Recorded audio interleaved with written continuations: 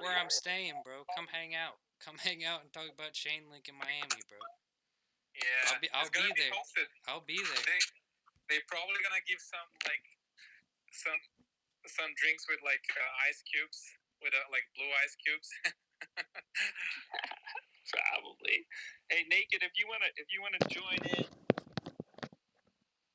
send you an invite. What up, Big Crypto?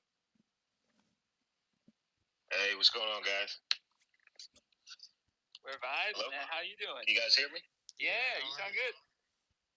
Hey, what's going on, man? I'm glad you guys got me on. Hell yeah. Have you done these spaces before? I've listened into a few, but first one you're actually talking on. Oh shit, the voice reveal. Nah, you sound good, bro. We're a really chill group here. Hey, you guys realize that dip that we just had was in parallel to a COVID fucking global pandemic event. It was amazing. I hope you guys scooped the hell out of that. I got graph for 86 cents yesterday. Hey, wow, that's insane. Yeah. I actually scooped up a couple different projects yesterday. I got Luna. I scooped that one under $9. TRB $45. Kusama scooped some of that up, like $300. A lot of good buying opportunities was out there. You know, if you had money on a sideline and take advantage of that dip. Yeah, unfortunately, all my shit was because I just took out a bunch off some exchanges because I'm preparing to go to the Mediterranean for a while, and I was gonna make some expensive purchases and fucking Expedia, man, dude. Oh, I don't know if you guys saw my tweets, but I was just losing my mind for fucking 2 days dealing with these pricks. What'd they do? Oh, Jesus, dude. They stranded my wife and my daughter in Dulles Airport coming out of Orlando. Fucking United should have never put them on the flight. And they were doing finger pointing game, blaming the airlines. The airlines was blaming them, going back and forth. And they literally lied to me. The supervisor did. He said, oh yeah, the ticket has been canceled now because they didn't put them onto Istanbul. And I said, I talked to fucking Air Canada, and they're like, no, it's still open. And I'm like, Jesus, how much are these fucking people going to lie? And here's the kicker. Their return flights, they added additional flight stops in Canada. And because they're not Canadians, it's illegal to stop in 2 Canadian cities. And, that was something that Expedia did. And they're doing this on the back end to make a cheaper flight and make more money off of people. And I called them out on it. And I said, do you guys really want to go down this fucking road? I will fucking cancel you guys left and right. And I just went out to their site and just started hammering. And, I finally talked to one lady. And, dude, this is where perseverance pays off. You may lose your mind a little bit. But I talked to a lady. She wasn't a supervisor. And she said, give me the opportunity to try and fix this. And sure enough, she at least got the tickets refunded. I had to drop $3,600 on 2 new tickets and, pay for instant COVID tests, another $500, hotel, $200.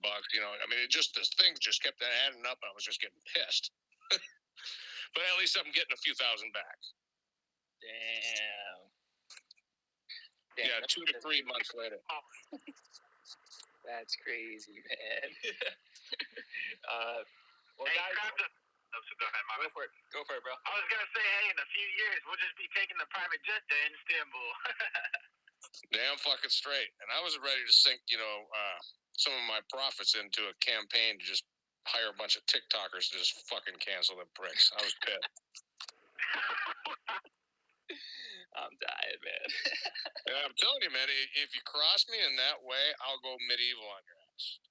I'm a very easygoing guy, and I let a lot of things slide. But when you fuck with me or you fuck with my family, it just gets ugly quick.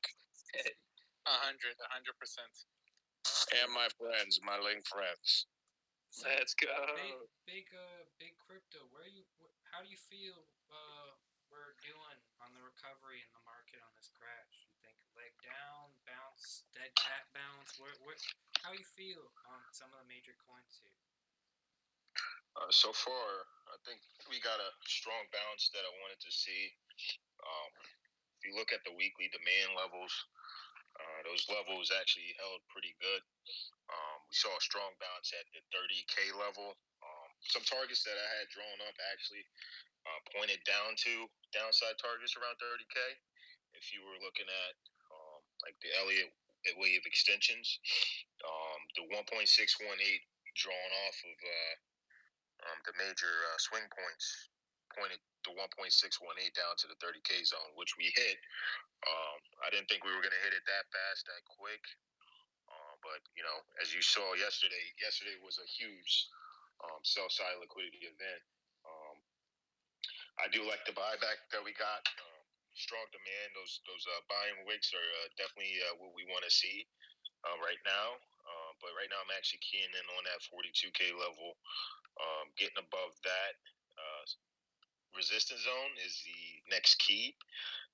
And then after that, I'll be looking towards that 45 to 47K area, which is the next resistance area. But wasn't there a hidden so far? Wasn't there a hidden bull divergence going on too? Just like recently. Mm-hmm. There was. Yep. Did you guys see the 4chan post that happened the day before the crash? Yeah. Yep. Valid. So, big crypto, can you give the people who maybe don't follow you or anything, kind of your background in crypto, TA, kind of what are you trying to do here, man? So I started really back in 2017. I did a little bit of trading before that, 2016. But pretty much I jumped into crypto 2017, end of, I would say about Q3, Q4. I rode up the last bull market, made a shit ton of money, and lost most of it. And that was one of the main determinants behind, learning how to trade. And, after that, I pretty much went, all at it with everything I had. And, started building up at that point. So 2018 was a year I kind of just, on my own, was just looking up different things like trading, stuff online, different resources like that. 2019, I did a whole year of trading classes. There's a website called therationalinvestor.com. It's ran by Brian Beamish. So I did three different levels of his trading classes. Wasn't too expensive.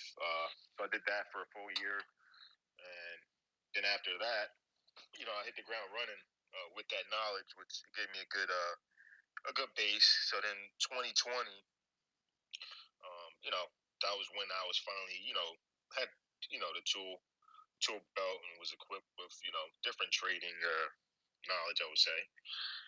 And after that, I just started getting after it and put in thousands of hours of looking at the charts, which that is mainly the key, is just getting that experience out there, because experience is what gives you the confidence, and the experience also is what helps you when you're in battle, like yesterday, when shit hits the fan, you got to have a plan, because if you don't have a plan, then you're gonna get out, left out there to dry. So that actually helped me out big time, doing those different classes. I did studying different people on YouTube. Another good guy that I watched was Jim of All Trades. I studied his Elliott wave analysis, all of his series. I'm not a Elliott wave technician, I would say, but I do have a good basis of what to read, how to read those waves. But I don't focus majority of my analysis on just that. But it is good to have that background in it. I also I looked at every video that Crypto Cred had on Twitter. He's pretty good. I'm sure many of you guys probably have heard of Crypto Cred at some point. Karush 8K, he's also pretty well known on crypto Twitter as well. I studied all of his trading series.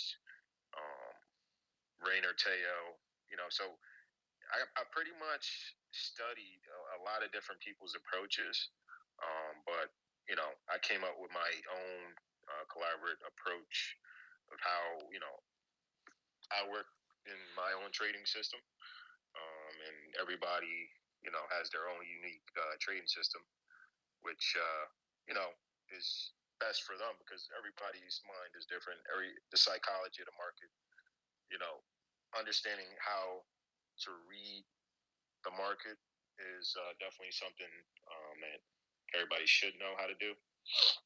But also knowing how your mind works is also another key. Is which many people might not talk about, but understanding how much risk you can put on the table. How do you think when shit hits the fan, versus how things are when you're in those euphoric moments. Uh, so yeah, everything pretty much worked out pretty good. So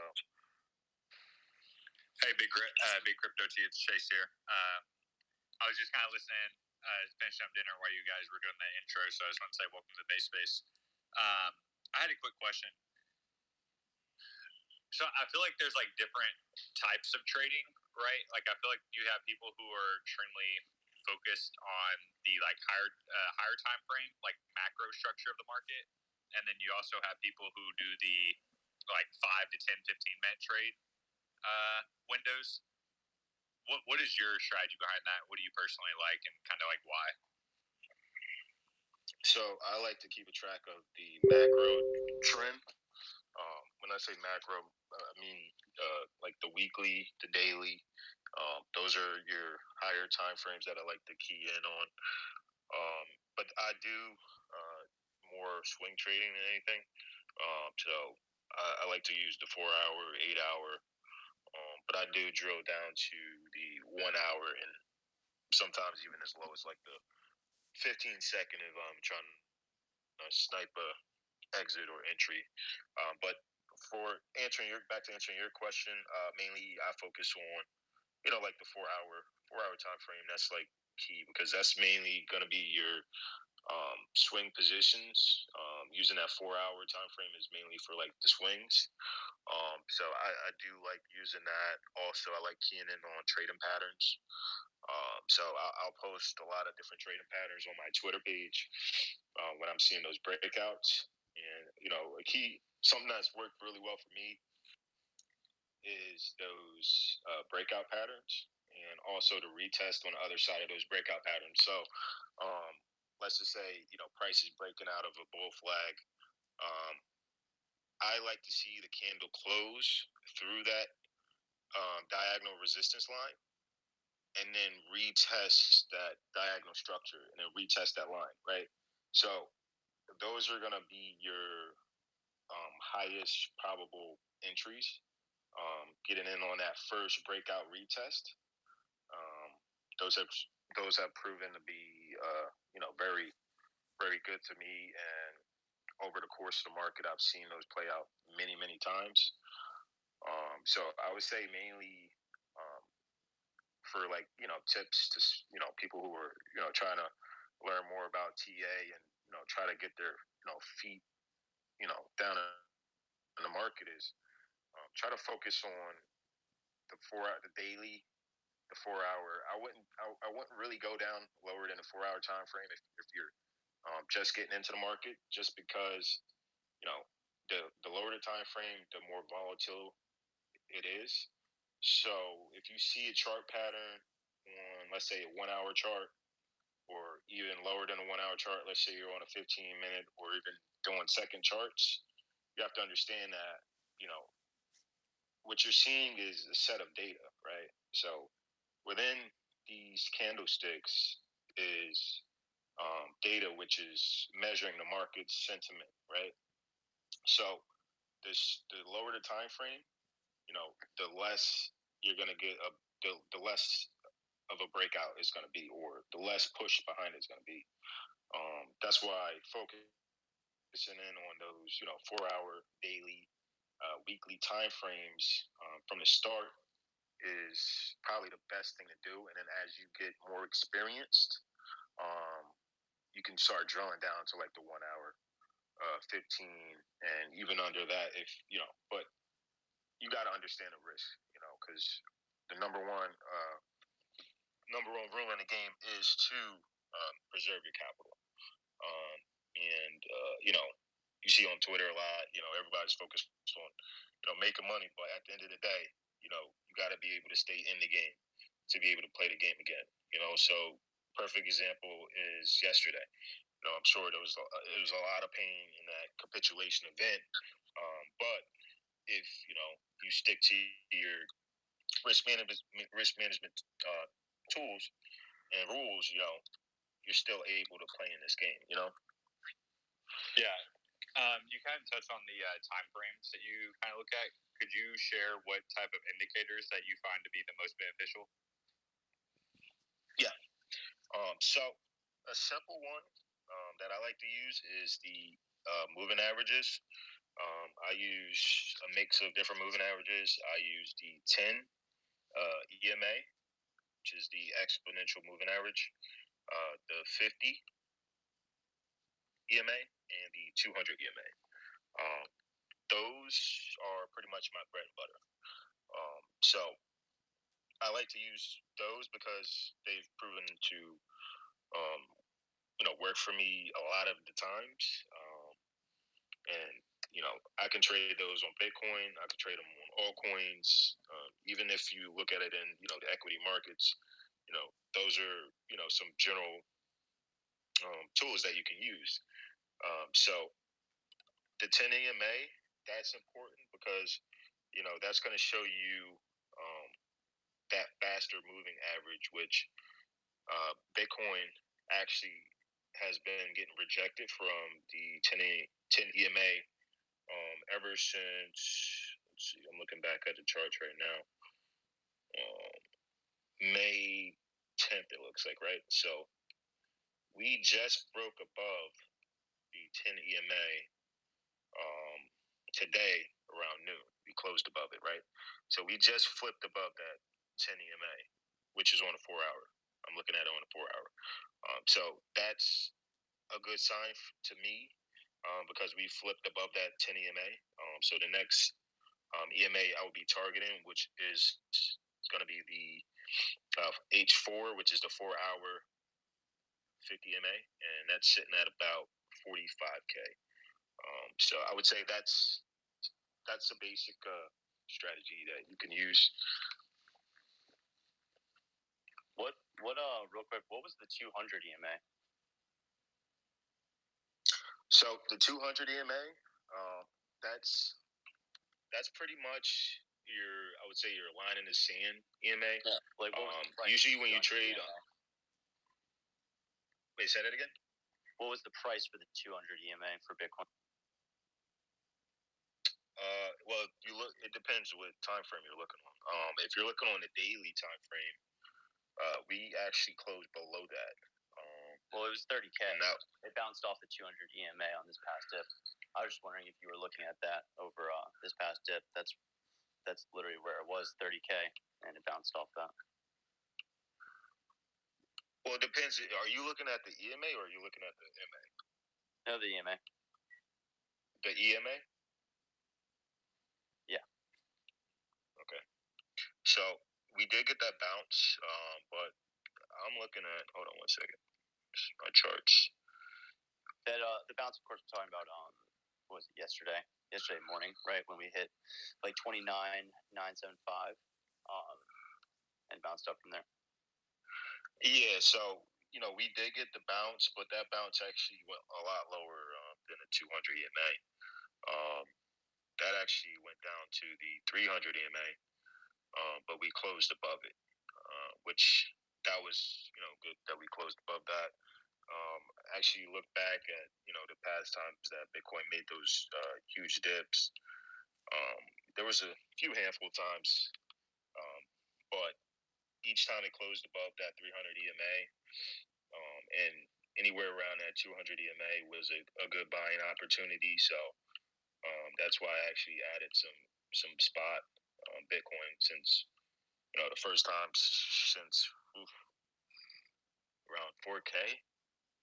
It's been a while because I've been in Bitcoin for a while, but that dip I had to get in on Bitcoin on that dip. But like I said, right now I'm looking for us to clear above that 42K area, and then retest that 45 to 48K area. That'll be the next path that I'll be watching for. Do you ever like look at MACD? I found like combining RSI and MACD is probably the best indicator for like at least relative price movement. And then obviously the EMAs are like good zones to pay attention to in terms of like next range down. Mm-hmm. Yeah. I mainly key in on moving averages, the horizontal and diagonal support resistance levels, volume. I put a moving average on my volume indicator as well to see if the volume is above normal or below normal average volume. RSI, track that. Also have moving averages. I mean, the MACD, I look at that as well. On balance volume as well. And then I also have a Stoke model that I look at as well. But just from like the basics that I would, recommend, because sometimes RSI might be a little confusing to people. That's why I recommended, if you trade with those moving averages, it's a lot simpler for somebody who's a little bit newer, because sometimes reading those like divergences is a little tough for people at first. But, if you do, understand how to read it, that does give you a competitive advantage in the market. I think a really easy way too of like combining those two. So again, it's not just one or the other, because like first off, in this space, TA is kind of bullshit. But I mean, it does help in terms of like I said, relative price movement, like where we might be heading in the next 45, and then pretty much I've seen 45 minutes is the time interval daily that you'll get changes. But combining those two, for anyone that doesn't know how to use them, I mean, literally any platform that allows you to use Thinkorswim, you just go to indicators, RSI, MACD. I put clouds in there too sometimes just to kind of gauge where we're also going. Or VWAP is tight too, but again, it's not as useful. But when you combine like RSI, just relative strength index, the line that you're going to see, if it starts to go down and it crosses below the colored grid, it reaches oversold. Who's hitting the bong? Nah, he's pouring up a brew, bro.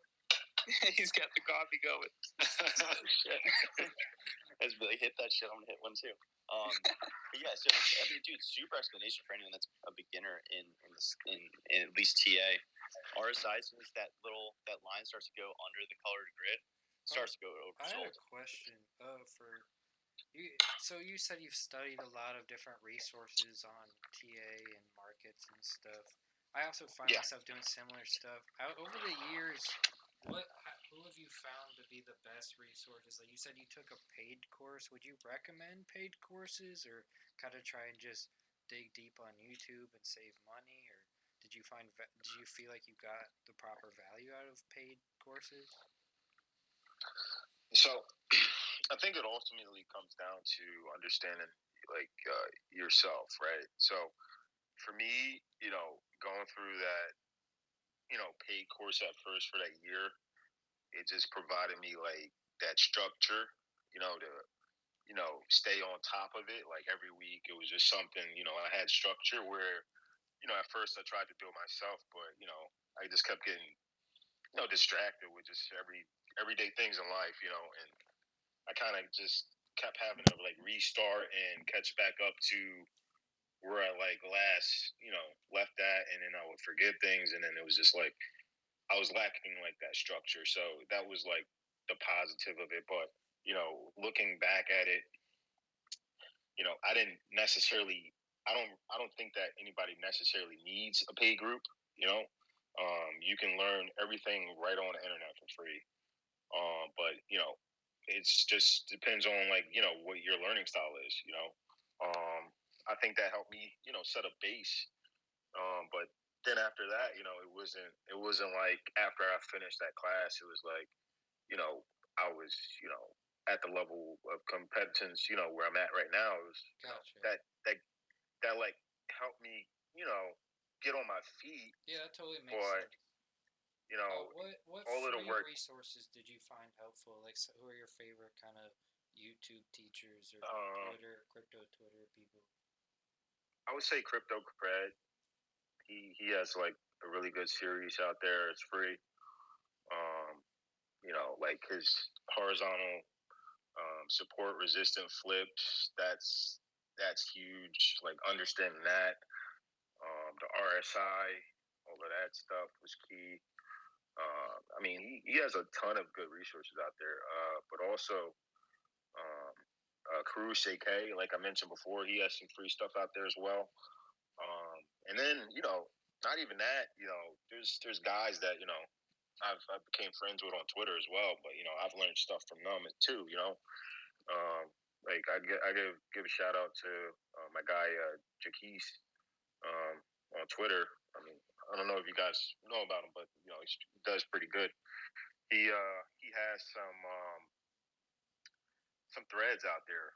If you guys want to go through some of his threads, he speaks about like some pretty high level stuff, like price voids, for example, which I really didn't key in on that at first before. I knew about like gaps, stuff like that, and then once I started understanding like how crypto works, because crypto is 24/7, right? So in the stock market, you're mainly playing with those gaps, and price tends to fill those gaps, and we see that on like the CME charts. But when you really start drilling down to like price voids, you start seeing like different levels to key in on, right? So, for example, when I'm looking at this Bitcoin chart, I'm gonna pull it up real quick. There's a price void that we just saw on the daily down, right? So from 54.5 to about 52,000, there's a price void right there, right? So I know, as if there's big institutional players involved, they're going to try to bring that price right back up and fill that price void, right? And if they're going to put a major pivot in the market, they're gonna place their next big shorts in that price void window. You know what I'm saying? So keying in on that stuff as well. It's a little more high level, but like I said, if you want some resources, DM me after. I got a whole list of different stuff. I mean, there's a ton of different stuff that helped me out. But like I said, Crypto Cred, that was a big help. I would say Cruise AK was pretty good too. The Rational Investor, that was good for me because it helped me, just get a structure, get started, which, gave me a lot of good base, stuff like that. Gem of All Trades, that was like the Elliott Wave guy. He has a whole bunch of free YouTube videos as well. So check him out on YouTube. And then after that, I mean, different websites. I looked at different websites like babypips.com, barcharts.com, stockcharts.com. And then I read books too, so there's a couple books that I've went through that helped me understand like price analysis, volume trading, and all that stuff too. So, if you guys want to know that, let me know. Hell yeah, we have a lot of beginners that listen to this space. Could you go over some of those books real quick? Sorry, just to get it. Sure. Yeah. So some of the books is the first one is called A Complete Guide to Volume Price Analysis. and that's by Anna Cowling. I don't know if I'm saying that right, but that's a good book for understanding how volume affects the price, and also it's a good book of understanding, how the market makers, and when I say market makers, that's the people who are, pushing the price, um, how they, put the signs in the market that, they're going to keep driving the price up, or if it's a fake out, so, you can kind of tell that based off of, the volume and the price as well, because volume and price is, one of the most two important things to key in on trading. The second book will be Super Trader, and that's by Van K. Thorpe. This goes more into like the psychology of trading, and like understanding yourself, and finding a system that like works for you.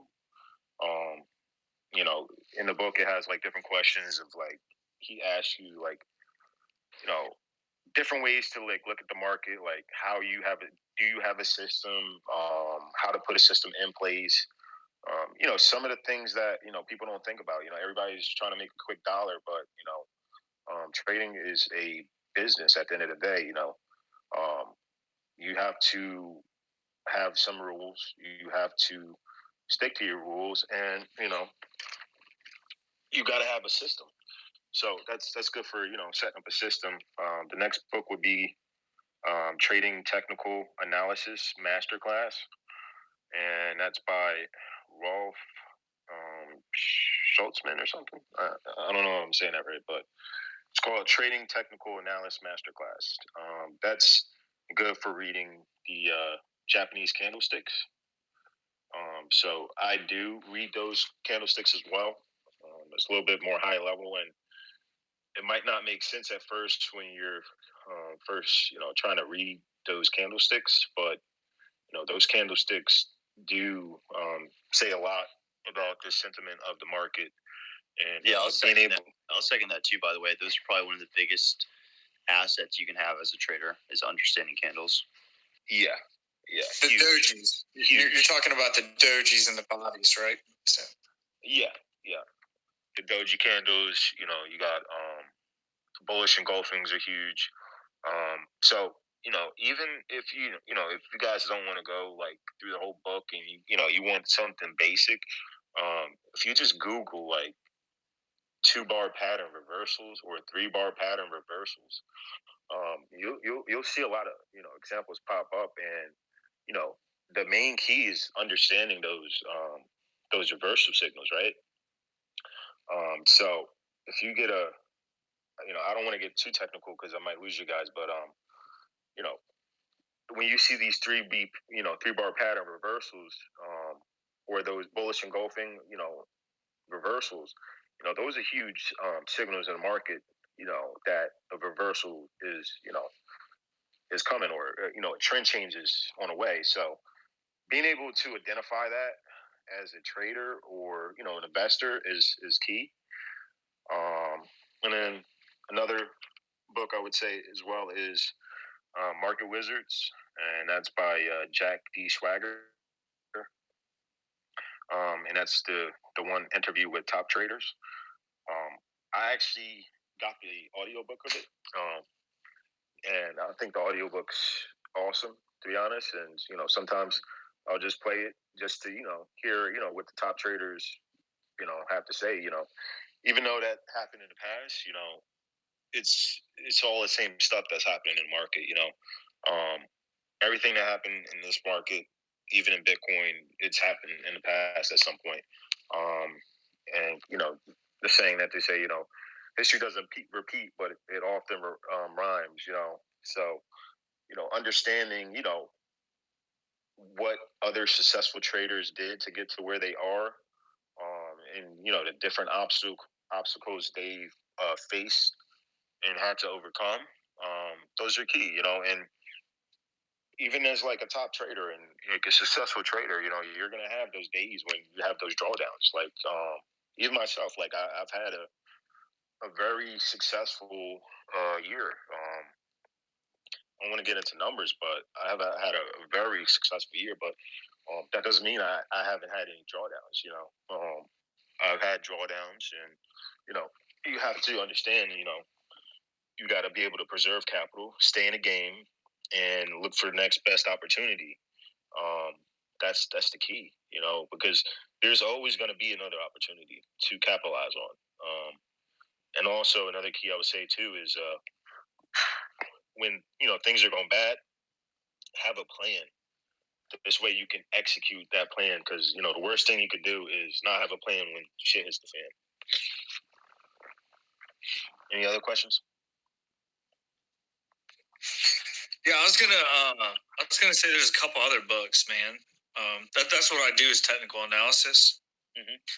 So you got Brian Shannon. So I'm part of the Charter Market Technician Association, the CMT.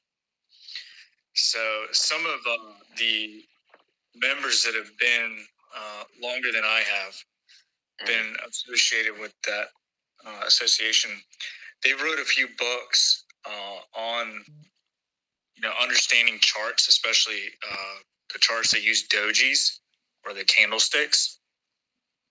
That, like you said, that actually is one of the most accurate ways to understand what the price action was doing in that, basically the time frame of that candlestick. So Walter Deemer is a name. It's spelled Deemer. Okay. Yeah, Brian Shannon. A lot of people that have the CMT after them.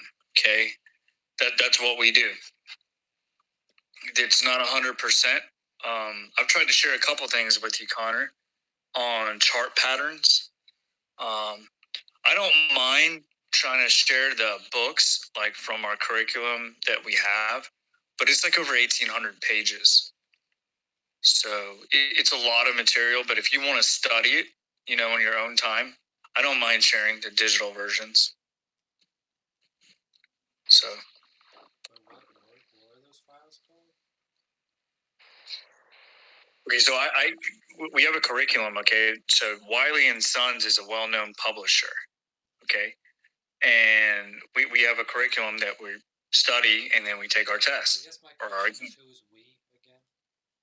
The CMT. So basically, until so you have 3 different levels of it. It's owned actually by the CFA Institute. So it's a lot of material. If you want, like, to me, where I found the best resources on understanding charts, I believe the person, I don't know where he went, but he did have a lot of good suggestions.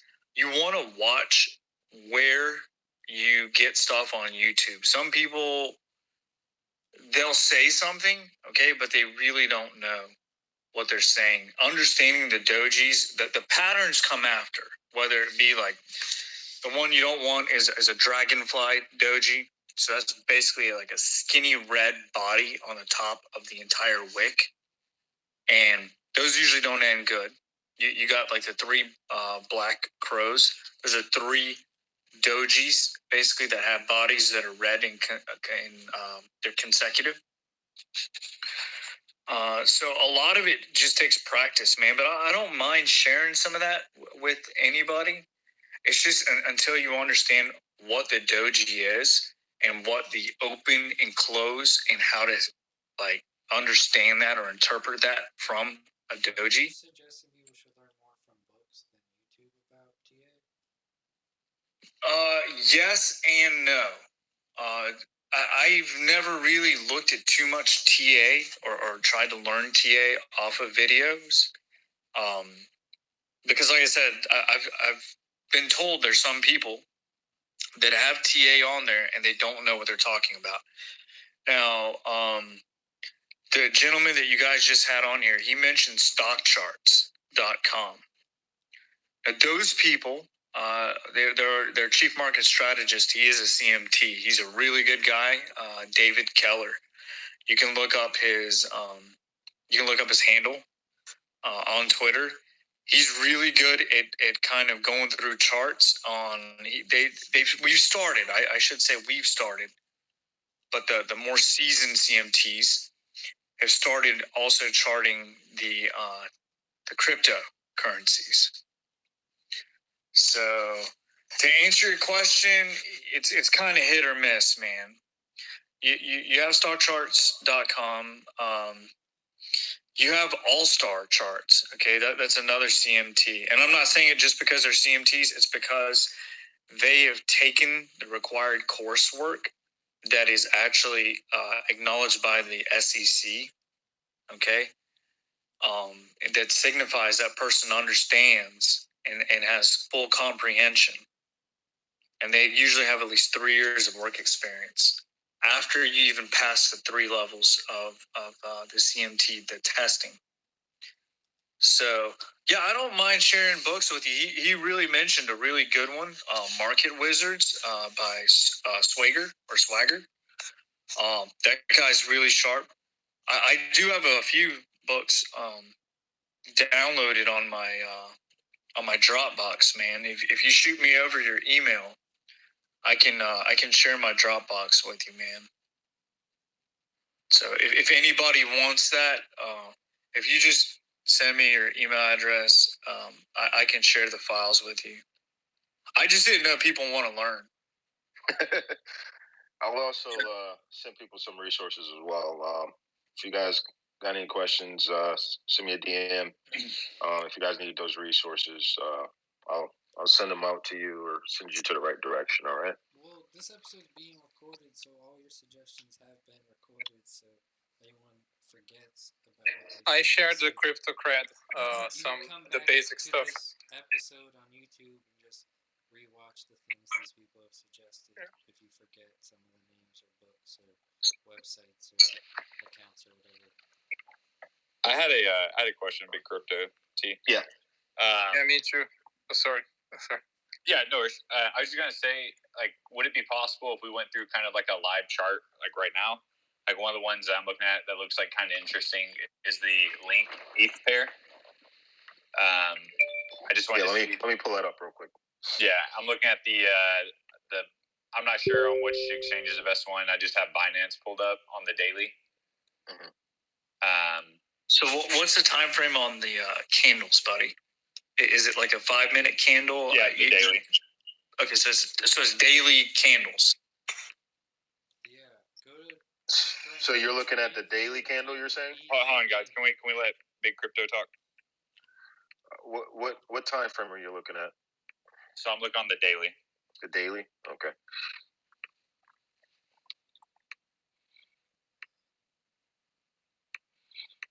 All right, I'm up. So what was the question you have? Yeah, so and if anybody wants to follow along, like Connor was saying, I'm on tradingview.com. You can just type in link ETH in the search bar and it'll pull up and you can look for the Binance. So I guess my question was, I was a little surprised by how much this pair has like bled. I thought maybe the bottom would have been like in January ish. So do you believe that maybe the bottom is printing right here and we may see like an Adam and Eve style reversal in the larger time frame play out from this point? Because I think I have the lowest level of support that it will touch, or well, I mean, what it could touch, I think would be like 0.00968. That seems to be a level of support. Hold on one second. I'm just going to get my levels up real quick.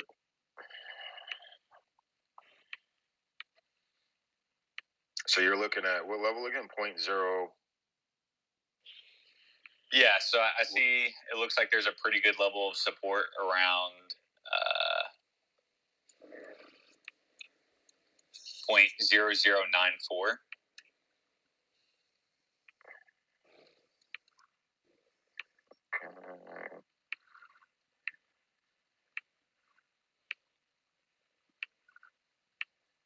Hold on one second.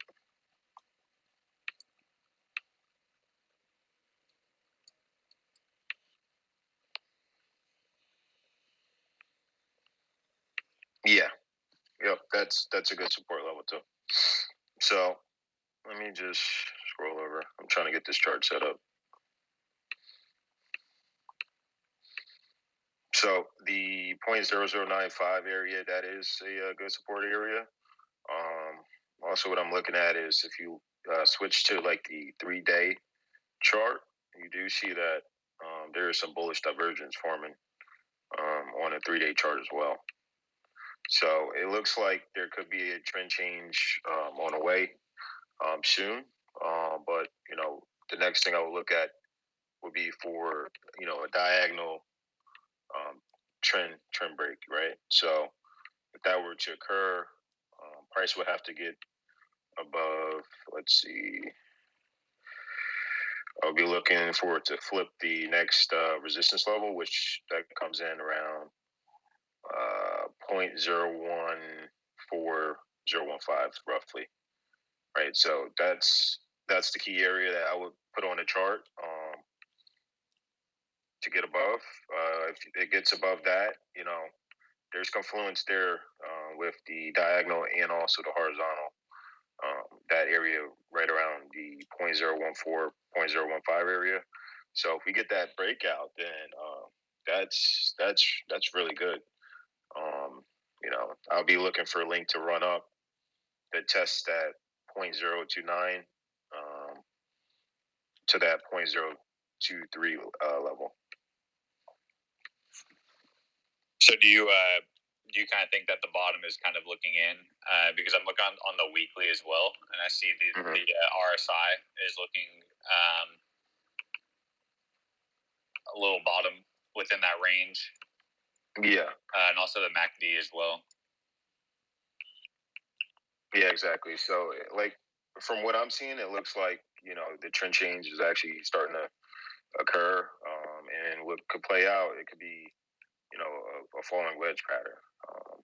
It looks like, it's starting to form that, like, falling wedge pattern. And you do have that 3-day, bullish divergence forming on the RSI, which is huge. So, if price can get above that 0.014 area, that would be huge. And, I'll be looking for the price to run up towards, let's see, we should be able to retest even as high as that 0.035 area, which that's the original market structure breakdown level, right? So if you go up and see, price was at 0.046, came down, started forming that M formation, which is that double top formation. And then when it got the breakdown, it came back up, retested that 0.035 area. And then that's when, we saw the flush down all the way down towards, what is it, 0.01, right? So, if we get a breakout, of that falling wedge breakout pattern, I would be looking for it to touch up to that market structure break line. So Awesome. I appreciate it.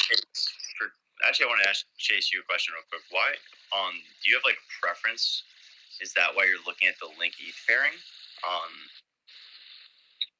just curious, like why you would look at that. I assume you're looking for the breakout on link. Like why would you use link ETH pairing versus like charting off link USD pairing? Yeah, so a big portion of my trades. So I had like previous stacks of Ethereum, and I've been moving it into Link, and so I figured since I'm using Ethereum as the denominator, I should chart in Ethereum to like the Link. No, you got it. No, okay. I was wondering if that's what it was. So like I'll do like the same thing like off USDT sometimes.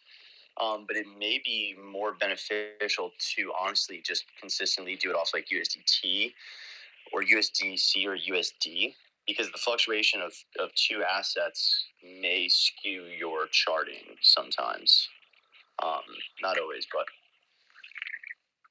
because like if for some reason Link rips, right? Like at this very second, if like Sergey comes and says, all right, staking's here, and Link rips, like any sort of TA based on a link ETH pair will kind of just be like blown out. Though that would happen anyway, any pairing. But I think you get my point. No, yeah, no, I appreciate that insight. Like, and for the record, like, I don't really do too much swing trading. I just kind of try to chart these at a higher macro time frame to just try to get an idea of where the market's heading. But I appreciate that. Well, one thing that I have to say about the ETH chart, if you look into one of the big drop like pumps that we had with ADA, I don't like ADA, but the ADA ETH chart in the beginning of the year, because of the historical price of ADA and ETH go back a long time, they were screaming a gigantic pump. You know, if you go back and look at this chart, the first time that ADA pumped from like 80 cents to $1.50, on the ADA ETH chart was very clear. Like, was if you were like watching that chart, you could have made a huge trade. Gotcha. Yeah, because in theory, right? Like, if it's on that pair, like say, you know, ADA is set to break out on the ETH pair, it's probably gonna break out extremely hard on the USD or USDT pair. Is that right? Yeah, and there was Definitely. something that the big crypto was talking about, the volume gap. There was a gigantic gap, you know, from some certain levels. So it was kind of clear. I mean, I was accompanying someone at the YouTube channel. I think it's called Into the Cryptoverse, and he was watching that chart very carefully, and I started watching that chart, and thankfully I took the trade because it was a wonderful, you know, pump.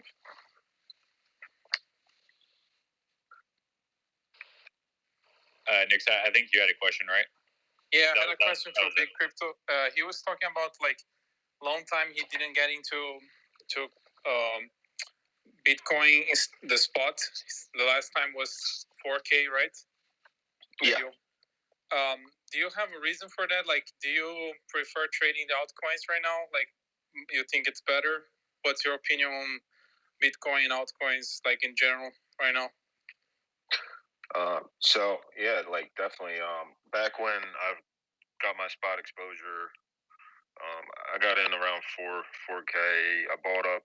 I was buying all the way up to about 10K, and then at that point, I just was focusing mainly on altcoins. But I also, the way I trade is I like to key in on the Bitcoin dominance charts. So that's kind of one of the proxies I use, along with also Ethereum BTC charts. Those are like two main proxies I use to determine whether or not I want to stay denominated more in Bitcoin or I want to be risk on and altcoins, right? So, perfect example. When we saw that pivot come in around January, I actually traded out a good proportion of my long-term Bitcoin stack into altcoins, because the thing I was keying in on was that we had a swing fail pivot on a dominance chart, and we had that 3-bar pattern reversal.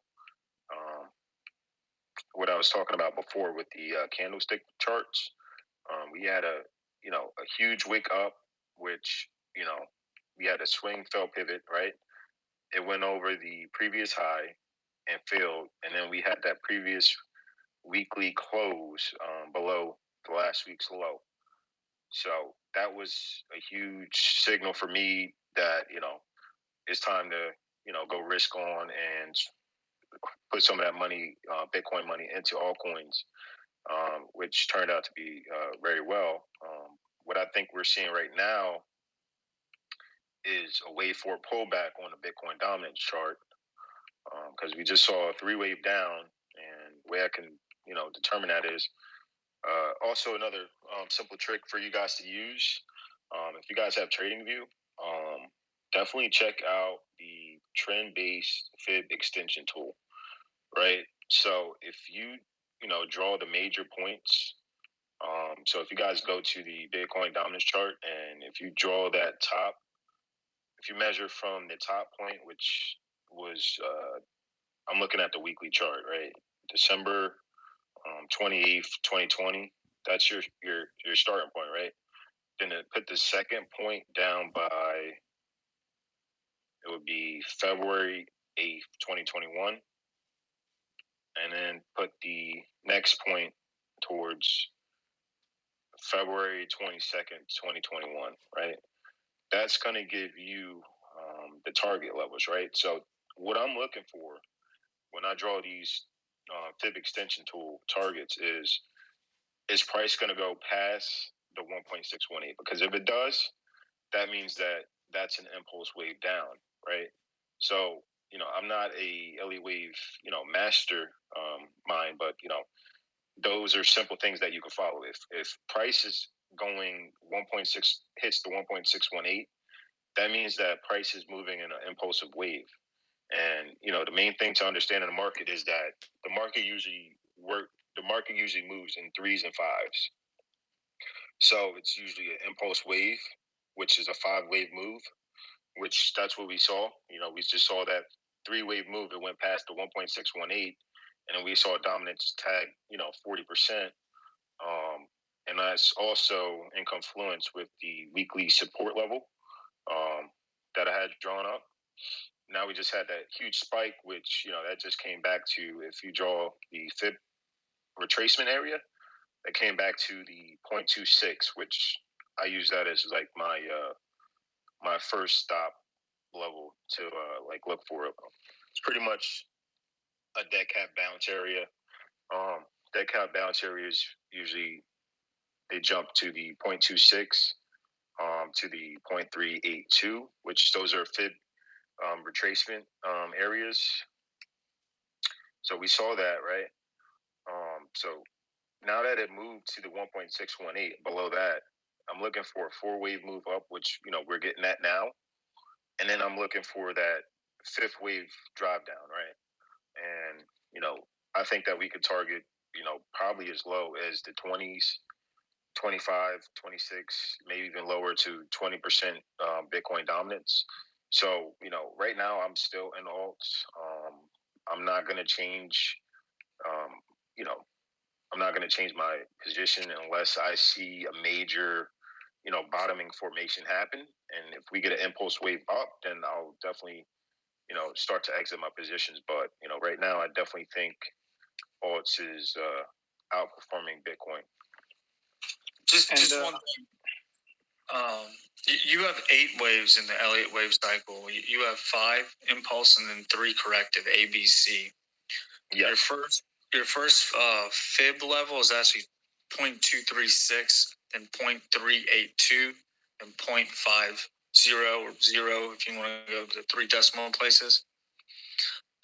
Just so you know, I think you know what you're saying, but you just left out a couple things. Which chart are you looking at? Are you looking at a specific chart? No, I'm saying in general, buddy. The Fibonacci numbers, right? There's 0, 23.6, 38.2, 50. And then you have obviously the golden ratio that a lot of people know is the 1.618. So just to make sure that we're on the same page. So you were just saying that there's more levels? You'd said 0.26. I think you meant 0.236. Oh, I thought I said. Yeah, you know what you're saying, buddy. But no, you're good. You're good, man. I just know you definitely know what you're saying, but you just left out something because I don't want to sit there and see somebody that actually knows what they're saying not be relevant, man. Oh, I appreciate that. Yeah, no problem. Yeah, the 0.236 to the 0.382. That's the area that I was saying is that's your dead balance area, right? So I'm looking at that right now on a Bitcoin chart. And actually, if you guys go to my page, I do have that pinned. I posted on May 12th, the dominant chart. And, we did get that bounce right now. We're getting that wave 4 pullback. But, like I said, I'm expecting that 5th wave to come in and to get that next wave down. So, like I said, understanding the Elliott waves is another, thing that I think everybody should try to understand at least to some extent. You don't got to go crazy with it, but at least understanding those fib extensions and also those fib retracement areas, and understanding how that lines up with different horizontal resistance and support levels will definitely help you out and help you figure out what the ultimate price movement is in the market. Are there any particular altcoins right now that are looking pretty prime for a breakout that you could share with the chat? Any hidden gems? Hidden gems. Well, we just saw that huge capitulation yesterday. So most alt setups got completely obliterated. But it was pretty much yesterday was an investing opportunity, I would say. And like I posted the other day, is you're going to see alts run 20, 30, 40% after those corrections, which we just saw today. But I got in on a few yesterday, like I said earlier. But off the top of my head right now, I could look at some charts to see if I see anything. Let me see. As a complement question, you're gonna take, let's say you want to get out of alts, you're gonna take the profits into BTC or USD. Are you like looking for holding some kind of thing long term? Do you like some projects long term? Yeah, so actually I hold 50% long term, and I do 50% in my trading portfolio. I base my long term more on fundamentals. I want to know, what is the use case for whatever I'm holding. When I'm trading something, it's fundamentals are less important, because you can have terrible fundamentals, but if the technicals are lining up a certain way, those charts can still pump. Definitely. Ethereum Classic is a proof of that. Exactly. It's if something has a narrative, I want. This is the thing. Like, if you show me the charts, I can tell you the news. It's kind of like that aspect of it. Because once you've been in this game for a while, you kind of see like these patterns play out over and over and over. So by you guys trying to understand like how these chart patterns work, it's only going to set you up to be more successful trading and investing like in your career. But back to that previous question, what I'm looking at right now, actually, it looks like API 3. It just broke out of a downtrend line, but it broke out on a lot of volume, but it left the price void in there, right? So, it could get a possible retest. So the next thing I will be looking for is it to retest the trend line, and turn that diagonal resistance into diagonal support, and then I want to see the price get above that $7.88 range, form a base. That would be positive for API 3. So that's something that I'm looking at actually right now. But like I said, it's up. It just pumped 31%. So this is not the time to go jumping in. But it's something I'm looking at because if price closes above $6.41, I would be looking to get in maybe on a retest of that trend channel. But I always like to look for closes above any trend channel or breakout pattern, because confirmation is key, right? So perfect example of that. Yesterday I posted a rune chart, right? Thorchain, right? Thorchain USD, right? There's a chart pattern called a rising wedge pattern. Typically this is a bearish pattern, right? Usually 66% of the time, this pattern is going to drop. But when you do see a breakout above, a upside breakout of those chart patterns, they move very fast, very quick, and it could be a very good trade, right? So, perfect example yesterday, I saw price breaking above that, upper diagonal resistance line. But then I was saying to myself, I'm not getting in it until it closes above, retest, and then I'll get in, right? Because it's just too much risk to put on the table. And as you can see, there was no confirmation. It turned out to be a wick above, and then you had that huge drive down, which if you're in that trade and you jumped in, I mean, this doesn't happen every day because we just saw a huge capitulation event yesterday, but it went down 50%, very quick. If you have stops in place, you would got stopped out. But if you would have not had stops in, you're looking at a 55% drawdown. But now, if you look at the Ethereum chart, right, we had the same thing happen on Ethereum, and I also posted that as well. I'm just going to draw it up real quick. All right, so when price broke above the $3,650 area, it was breaking out of a rising wedge pattern again, right? Typically bearish, but when it does break out, it breaks out very violently, right? So we saw that breakout, and that breakout target took us. The breakout measured move takes us to about 4,250, 4,300 roughly, right? And the peak of Ethereum was 43.85. So you're within 1% to 2% of catching the top, right? But we also did see the volatility come in, right? It broke above that and then it retested that, right? So that retest of that rising wedge pattern, that's where your advanced traders and your institutions or whoever you want to call it, that's where they're loading up their position because they're getting that retest above.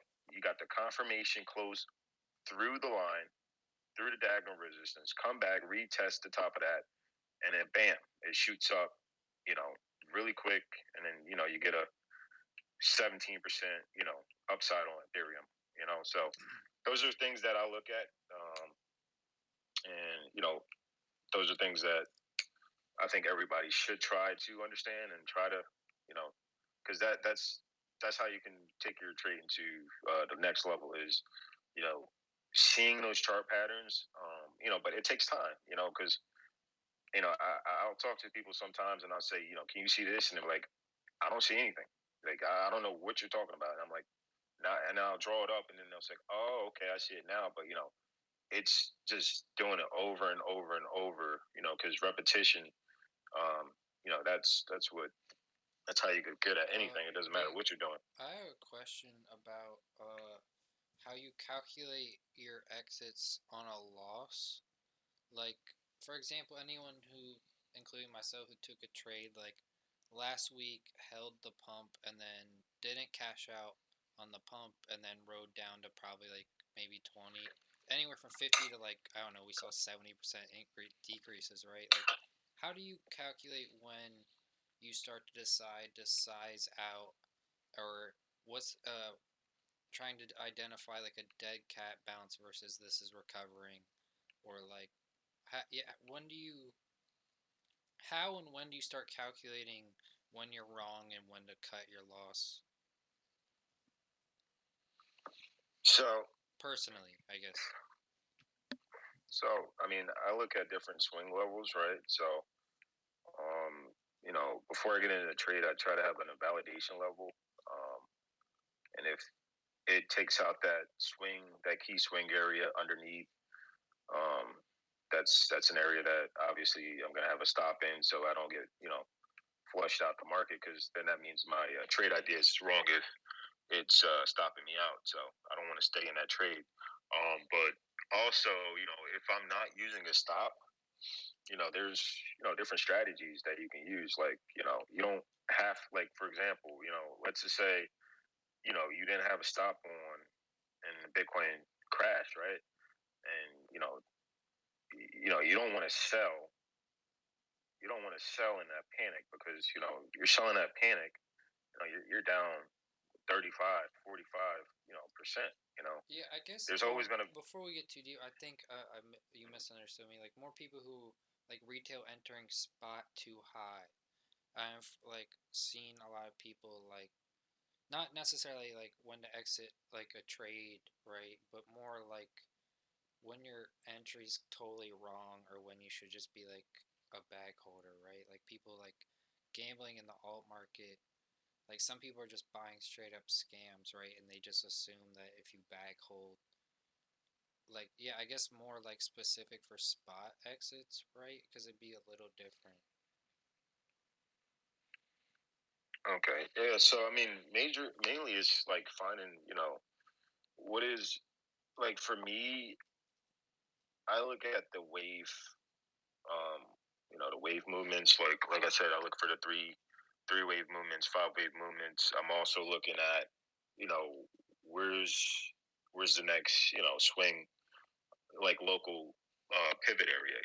The swing high, swing low. So those are the key areas I'm looking for. Um, you know, Setting that risk level. I mean, that's going to be up to every individual person. Everybody's risk level is a lot different. If you're being very aggressive on a trade, then you probably want to um, stay only in that trade until it gets the next local um, low is taken out. Because if you got a lot on the table, it's probably not best to stay in that trade if it goes under the previous low. But also, it's kind of like I understand what you're saying, but like it's not one direct answer I could give you because it depends on what the market's showing me. Because, for example, like let's say we're in a ranging market, right? I guess And we get 'cause stopped. a lot of beginners and like people who just bought crypto like in 2021 have like called me this week asking like Mhm. what's going on, what like how would you put this to a beginner, like when do they realize they're wrong, or when do you calculate, like how do you calculate being right versus wrong? I think that's a concept that not a lot of people aren't doing right now. I don't think, yeah, I'm not trying to, I guess, less personal answer, but just like the basics of how like quote unquote professionals set up the fundamentals of their trade. I mean, I guess it depends on that's kind of a harder question to answer because it really depends on I don't know what level a person gets in on. But for me personally, I try to minimize any of my losses. I try not to go more than 5% in my overall portfolio down at any point in a trade, right? So let's just say you know I'm using 10% of my trading portfolio, right? And I don't want to risk more than 5% in the market. I don't want to go under 50%. And 5%, that's a huge percentage. Like you can limit that down to 0.5 of a percent, 0.25% of a percent. Like it ultimately depends on your risk level, the amount of money you have invested in the market as well. And those stops, you need to have some level of an validation point. But that's going to change. It depends. That invalidation point is going to depend on what you're in, and it also depends on if you're in a ranging market or if you're in an uptrend market. If you're in an uptrend market and the previous swing low gets taken out, you know that's probably not a good thing for you to stay in that trade. If you're in a ranging market and it's you're in an accumulation phase and you see that wick down that takes out the previous low, but that's the range low, and then it spikes back up and closes above. You just got a swing fail pivot, so you're that's good. So you would stay in that trade. So I guess going back to your question, like how to know when to get out for the basic person, you know it really, that person will have to determine, hopefully they're not going into it not knowing anything, because, if you don't know anything, you're just gambling. You need to have some basis of, when you should get out, So regardless of, if you're new, or, if you've been doing this for a while, you need to have some level of an invalidation point, or try to understand, you got to limit your portfolio. You got to manage your risk, right? So if you're just shooting from the hip, you better have you better be like, all right, if I lose 5% or 10%, I'm gonna stay out and I'm gonna tether up, or do whatever I need to do, because you just can't let yourself get stuck in that position where you're down 10%, you're down 20%, now you're down 40%, now your bag holding all the way down to 80%. Now, let's say you had 100 grand, you're down 80%. Now you're down to 20 grand. Like you just can't get stuck in that mindset. And I feel like, it's hard for people to not do that, because the primal instinct of humans is to, like, they don't want to be wrong. But you kind of have to fight against that primal instinct and understand that there's always another trade that's going to be a better opportunity. So it's just kind of just like understanding, like, you better cut your losses quicker and hold your winners longer. Yeah. So I would. Sorry, the question was painful, but that was what I was trying to get out of you, because we get a lot of messages on the chill days of people trading with their whole portfolio, or like just not using stop losses, or not having their risk management properly calculated. So yeah, that's sorry if it was painful to get there, but that was what I was trying to get you to preach to people. So I appreciate it. Break crypto. You personally, for example, you're talking about like ascending wedge, and you measure the movement, the target. After you reach that price target, do you exit your whole position, or you wait for an invalidation point or you exit partially? What usually do you like to do? So, when I'm doing that, I'm usually trading, right? So, I have my targets set. So, for example, the last trade that I did that on was Matic, well, Polygon.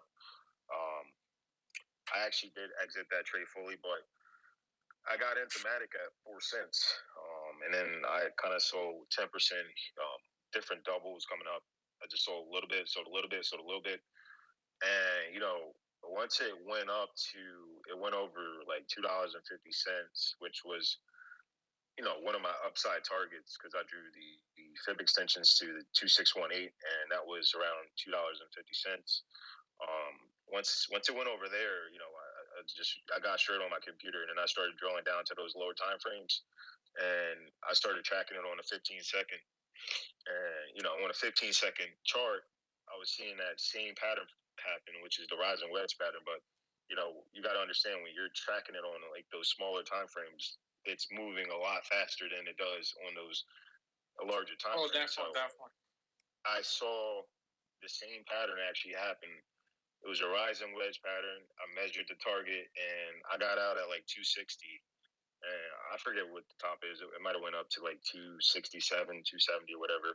But then it crashed after that. So I was pretty happy about that trade. But I actually, yeah, if I see those rising wedge patterns happen, and an upside breakout, and that measured move is hit, I'm taking my profits, because at that point, I mean, what am I gonna Perfect. Am I gonna risk a lot for extra 5%, 10%?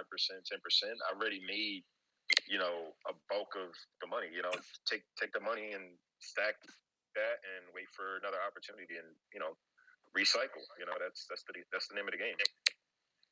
Yo, I got a question for you.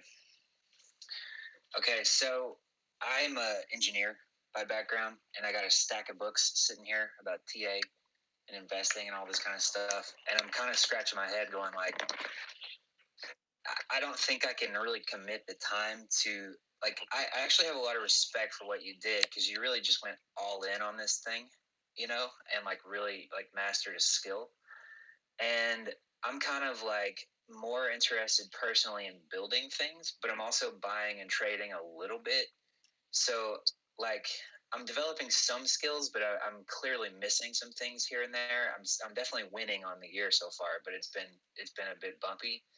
Like, where would you suggest, like, looking at time frames? So specifically, like, I'm looking for something where I can jump in and look at charts for like an hour a day, a couple hours a day, make some, like, most time just leave it alone, but not miss big moves, if you know what I mean.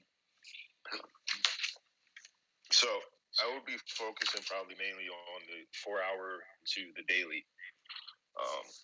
If you only have like an hour or 2 hours a day, 4 hour to the daily is something that you probably should be focusing on because, like I said, those bigger those higher time frames, they take longer for them to play out. Like, so Yeah. if you start drilling down to the lower time frames, like I was doing to the 15 seconds, those happen like at the second. You know what I mean? So those are going to be a lot quicker. But if you only have an hour, at least if you are looking at if you see the daily, every Sunday at least, look at the weekly, see what the weekly open is, the weekly close is, what are the weekly demand levels, draw those demand levels out, right?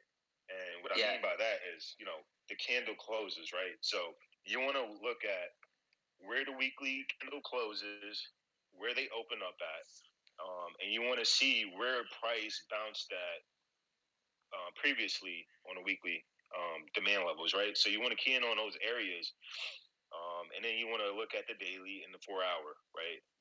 So just avoid everything kind of under that for the most part. Unless you got the time to, be looking at it all the time. I really wouldn't drill down past the 4 hour. I mean, if you really want to, you can look at the 1 hour just to get like more of a structure of kind of like what's really happening like in the short term. But sticking probably to that 4 hour would probably be best for you because if you don't have the time to keep looking at the charts, that makes a lot of sense. You're really gambling. Yeah, I'm looking at it like I'm definitely trying to research this, but there's a whole lot of skills as you alluded to. I mean, it's not just TA; it's also sort of like risk management and portfolio design and all this kind of stuff. So I'm going through my material that I'm reading, and that's taking some time every day. And I'm thinking I'm going to do like in the morning and in the evening, like for an hour each, something like that. So that makes a lot of sense. I'm guilty of that. Like, you get in the zone and you're like, you know what, I'm going to trade. And then you're like down on like the minute, and then you're like, fuck, what am I doing? So. Yeah. Trust me, I understand, and I've been where you were, there's times when, I started, I didn't know anything, and, as long as, you're staying at it and, you have that ambition to learn, you're going to learn a lot in the market. I'm still learning more stuff every day, and I hope I don't, stop learning because, there's always something out there to learn. And, if you stop learning, you start going downwards, so keep that hunger, keep going at it, and like I said, if you don't have the time, I'll be at least tracking that 4 hour to daily. And every weekly close, make sure you have those key areas that you're keying in on. Because typically that's what you're going to need, right? So, for example, like you want to understand where the weekly close is because if price is trading over the prior weekly close, that means there's more bullish sentiment, right? If price is trading under the previous weekly close, that means the price sentiment is bearish, right? So you want to at least understand like the psychological aspects of the market, right? And everything that we just saw yesterday, that's a perfect example to you guys to understand also as well, like the fear and the greed aspects of it, the psychological aspects of it, right? So like for me, like, I had positions that, got caught underwater yesterday, but I wasn't really worried about it because I understand the dynamics of the market, right? I understand, when you get those capitulation bottoms, you're going to get that huge automatic reaction, that buying volume that we just saw, right? So think about if, you would have sold at $30,000 just to see the price go up to $41,000, $42,000 the next day, you'd be pissed off, right? But having that experience to know that, that is extreme fear. Same thing is like when coins go to the roof. Like when I saw Matic shoot up from it was like 70 cents at the lows, prior week, and then it shot up to 260. I'm getting out, because I'm getting out at the top because I see the extreme, and also that's the sentiment of the market. You have to understand that. So also for you too, another big key is that I mentioned before is um, that trend extension fib tool. Just play around with it, right? So. Oh yeah, I spend way too much time looking at that right now. Yeah. Just play for around me, with it. For me, it's learning to trust it. Like I set something up yesterday, and I was like, "Oh, I think it's going to do this," and then I just didn't listen to the chart, and then it did exactly what the chart said. So that's a whole nother thing. But yeah. So that's another thing, right? So you just hit it on the nail. Like you're going to see some things on a chart, right? Like when you see those 1.618 levels hit, usually that means there's going to be another downside. There's going to be another retest in that area, right? So price is going to usually go back in that area because usually you're getting that wave 4 pullback, right, after that 1.618 tag. But also another key to the price hitting the 1.618 is, does it wick down to the 1.618 or does it close at the 1.618? That's interesting. When you get those wicks and that huge buy up, usually that means there's a lot of strength in that area, or a lot of selling pressure in that area. So usually when you get that retest, you usually get a failure actually.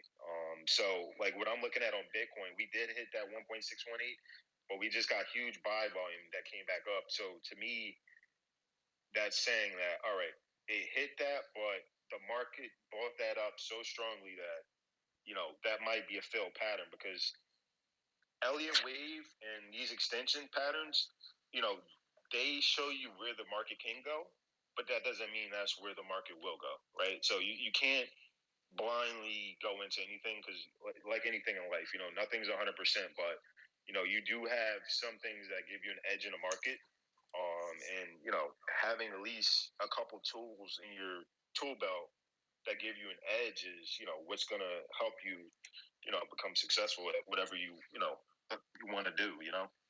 Yeah, I liked your point about hold your winners longer. I'm kind of in a weird spot where I hold them too long, so I'm trying to get a little more aggressive about. I think the truth is, like, for somebody like me, and tell me if you think this is wrong, and I'll mute again because I don't want to take up too much time. But like, I think that I don't have the time to pay immense constant attention to this, and I don't want to be just sitting here being a bag holder. So I think I've got to be a little more aggressive with taking profits than I'm probably comfortable with. Because you like to sit back and go, "Oh yeah, I picked this winner, and it's going to go up to eternity." So I don't know if you have any thoughts on that. I noticed you were talking about that with Matic. Basically just, I guess, sort of DCAing out, right? Yeah. So that's something I'm trying to work on. Yeah. So there's different strategies that I use, right? So there's typically, and it depends on the market state we're in, right?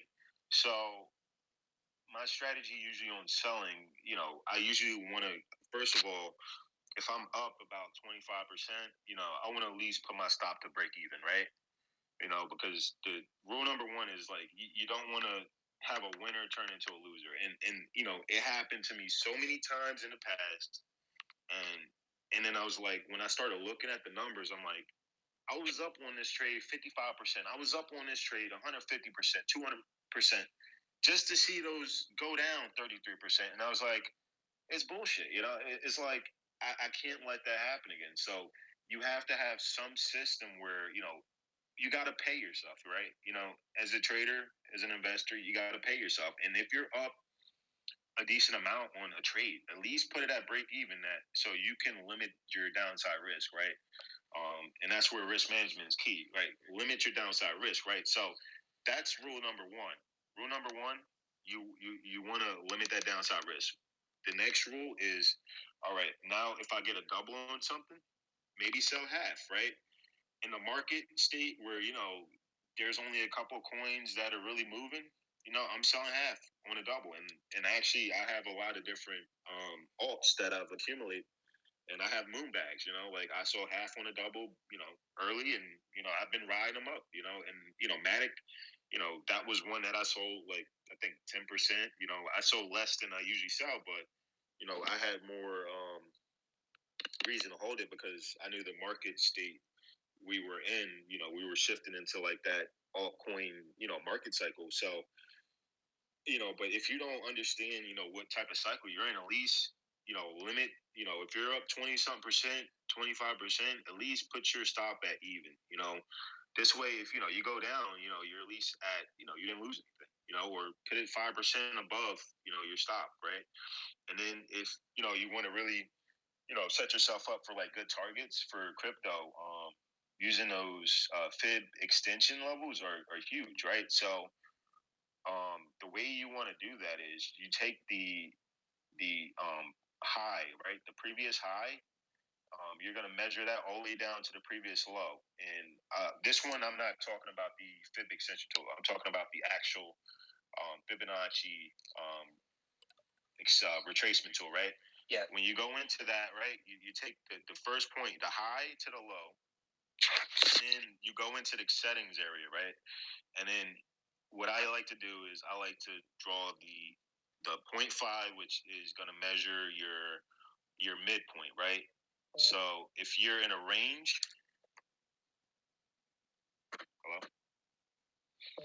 no, I was hearing noises. All right, so if you're in a range, you're going to see like that 0.5 area, right? So I put that there. That's key area. The one, that which is the top point. The 1.618, which is that golden extension area, which usually if price hits that means there's going to be a continuation higher. I'll put the 2 in there as well, which if you're in a range, right, the 2 is going to be the measured move of the range, right? So typically, if you're breaking above an accumulation range of any sort, the measure move target is going to be the 2 extension of the Fibonacci, retracement tool, right? And then also I put the 2.618, right? Because that's going to be, usually where price is going to target next, at least in crypto. If it hits the 1.618 and it's still gaining a lot of steam, usually that 2.618 area is going to be where you're going to want to at least take some type of profits. I mean, if you really want to stay in it for longer, you could, because sometimes crypto, I see things run up to higher fib extension levels, and one that I will mention to you guys is the 4.669. This is one I learned from rationalinvestor.com. It's called the chaos level. There's a lot of scientific meaning behind that number 4.669.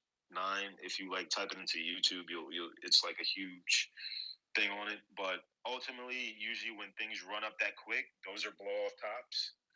And if it hits that, I'm out. If I didn't get out at least at 2.618.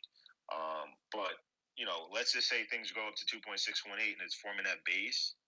I'll re-enter, but at least take some type of profits. At those levels. That's what I key in on, because at the end of the day, you got to pay yourself and you got to limit that downside risk. Sweet. Thank you so much. Yeah. Hey, Big T, I had a question. Thanks for all the info that you're sharing, man. I really appreciate it. My question is, so on 5/9, the weekly close, May 9th, the weekly close for Link was like 51 or 2. And then 5/16, obviously it went down, and that probably signaled to you that it was going to go down. But before, on 5/9, when we had a higher weekly close, was there any indicator, like, I'm trying to figure out how to weight the indicators, because you said that the a higher weekly close is bullish, but then obviously it started going down after that and then eventually crashed. So I'm kind of curious, like, how much you weight certain indicators, or like what you saw there that maybe signaled to you that was potentially going to happen. Okay, so let me just pull up the link chart real quick. All right, so you're saying the May, you're talking about May 3rd and the May 10 close? Yeah, it was the 9th, I believe. 1 second, let me see a calendar here. Yeah, it was the 9th for the weekly close. Okay, so right, so when I'm looking at that, right, that's the weekly close, that's bearish because it's not a complete, bearish engulfing candle, but it's pretty close, because you got to think, like, if that candle was reversed, that would be very bullish, right? But that's, that weekly candle pretty much engulfed the prior week's price action to the downside, right? So, but then there was that, weekly demand level that you had right around that $39 area, which, it could have probably held if we didn't see that massive capitulation event. But, when you see that massive capitulation event, then what I'm looking at is, that double bottom weekly level to hold, right? So that would have been like the $29 area, but that even got sliced through like butter until the next demand level around $24. So, if you're looking at the weekly though,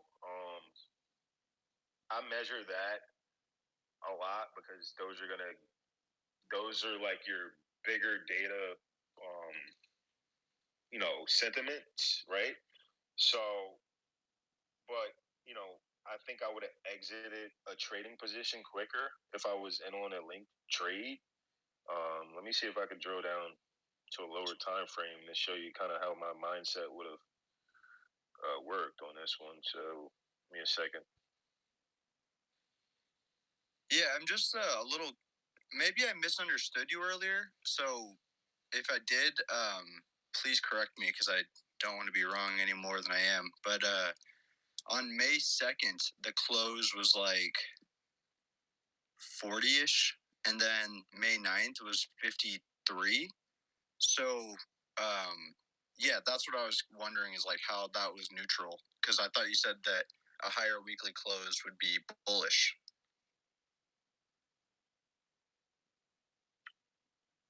So, hold on one second.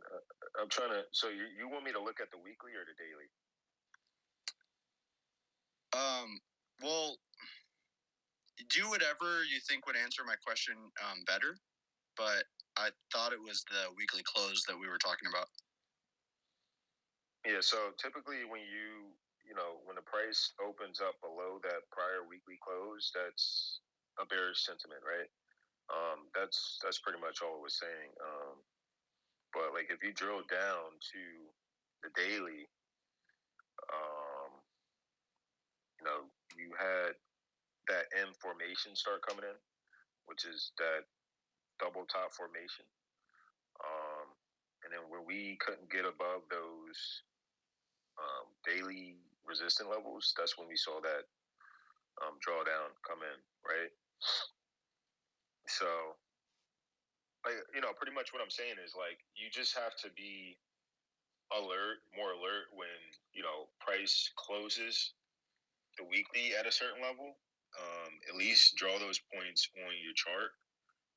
This way, if price starts to go below that, you understand that the sentiment is bearish at that point, right?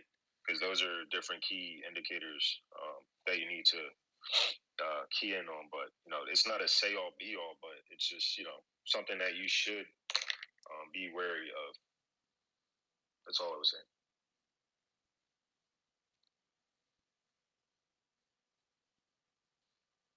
Okay.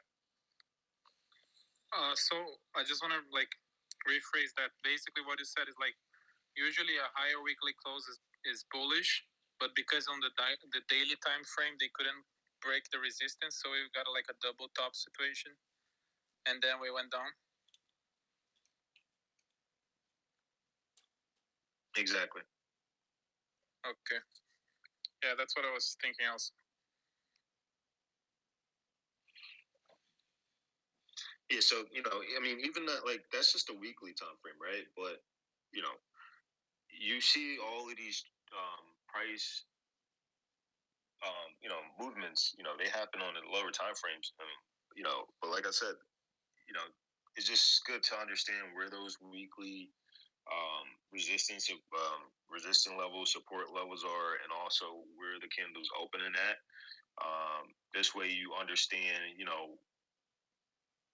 the main sentiment of the market, right? Because the more data you have, the stronger that movement is, right? And you can kind of see that when you look at the different charts on, like, let's say Tesla. Well, I won't even say Tesla because Tesla, Elon Musk, that the whole thing was bullshit.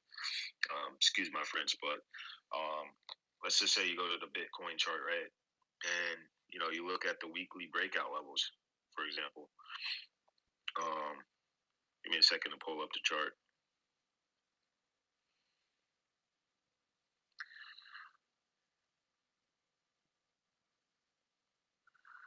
Right, so the major area that we had before the bull run started, right? The key area, if you were looking at the weekly chart, that would have been at that 10K area, right? Price broke above it, retested it back down in September of 2020, and then that was the best area to get in as an investor for the long term, right?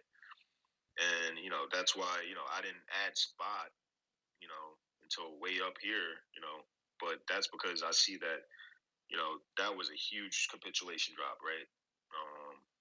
You don't get these opportunities that often in the market, and when you do, it's just good to take advantage of those because I don't think for a second that we've met a top, a super cycle top, because the super cycle is the trend is still intact, and the reason why is because we haven't breached that previous higher low, right? Absolutely agree. On a macro trend. So if you look at the weekly chart and you look at that previous higher low, that was at 28.8K roughly, right? Depending on what chart you're looking at, right? And we did come down close to it, but price did hold up, which is good. So I don't think that we've breached that, and also I don't think there's going to be I don't think that we're going to go under that previous low that we just saw, just because if that does happen, then I would think that the top is in, but based off of what I'm seeing, based off of that buying volume that we just saw, and different the on-chain metrics, I don't know if you guys track the on-chain metrics and stuff like that, but yesterday there was a $750 $million Bitcoin outflow that went off of the exchanges into an off-chain, a wallet, right? So like that's showing you that there's big players that are still soaking up Bitcoin for cheap, and $750 million transferred to a wallet. Come on, like this is it's not over. You know what I mean? Like definitely no, it's not the small retail for sure. Yeah. So and another Twitter handle that I like to follow is Crypto Quant. I think I got that right? Yeah, they have crypto, the Crunch and the Glassnode also. Yeah, Glassnode as well. Another guy that has a lot of on-chain analysis is Willy Woo. Also too. Yeah. Yeah, Willie. He's pretty good too.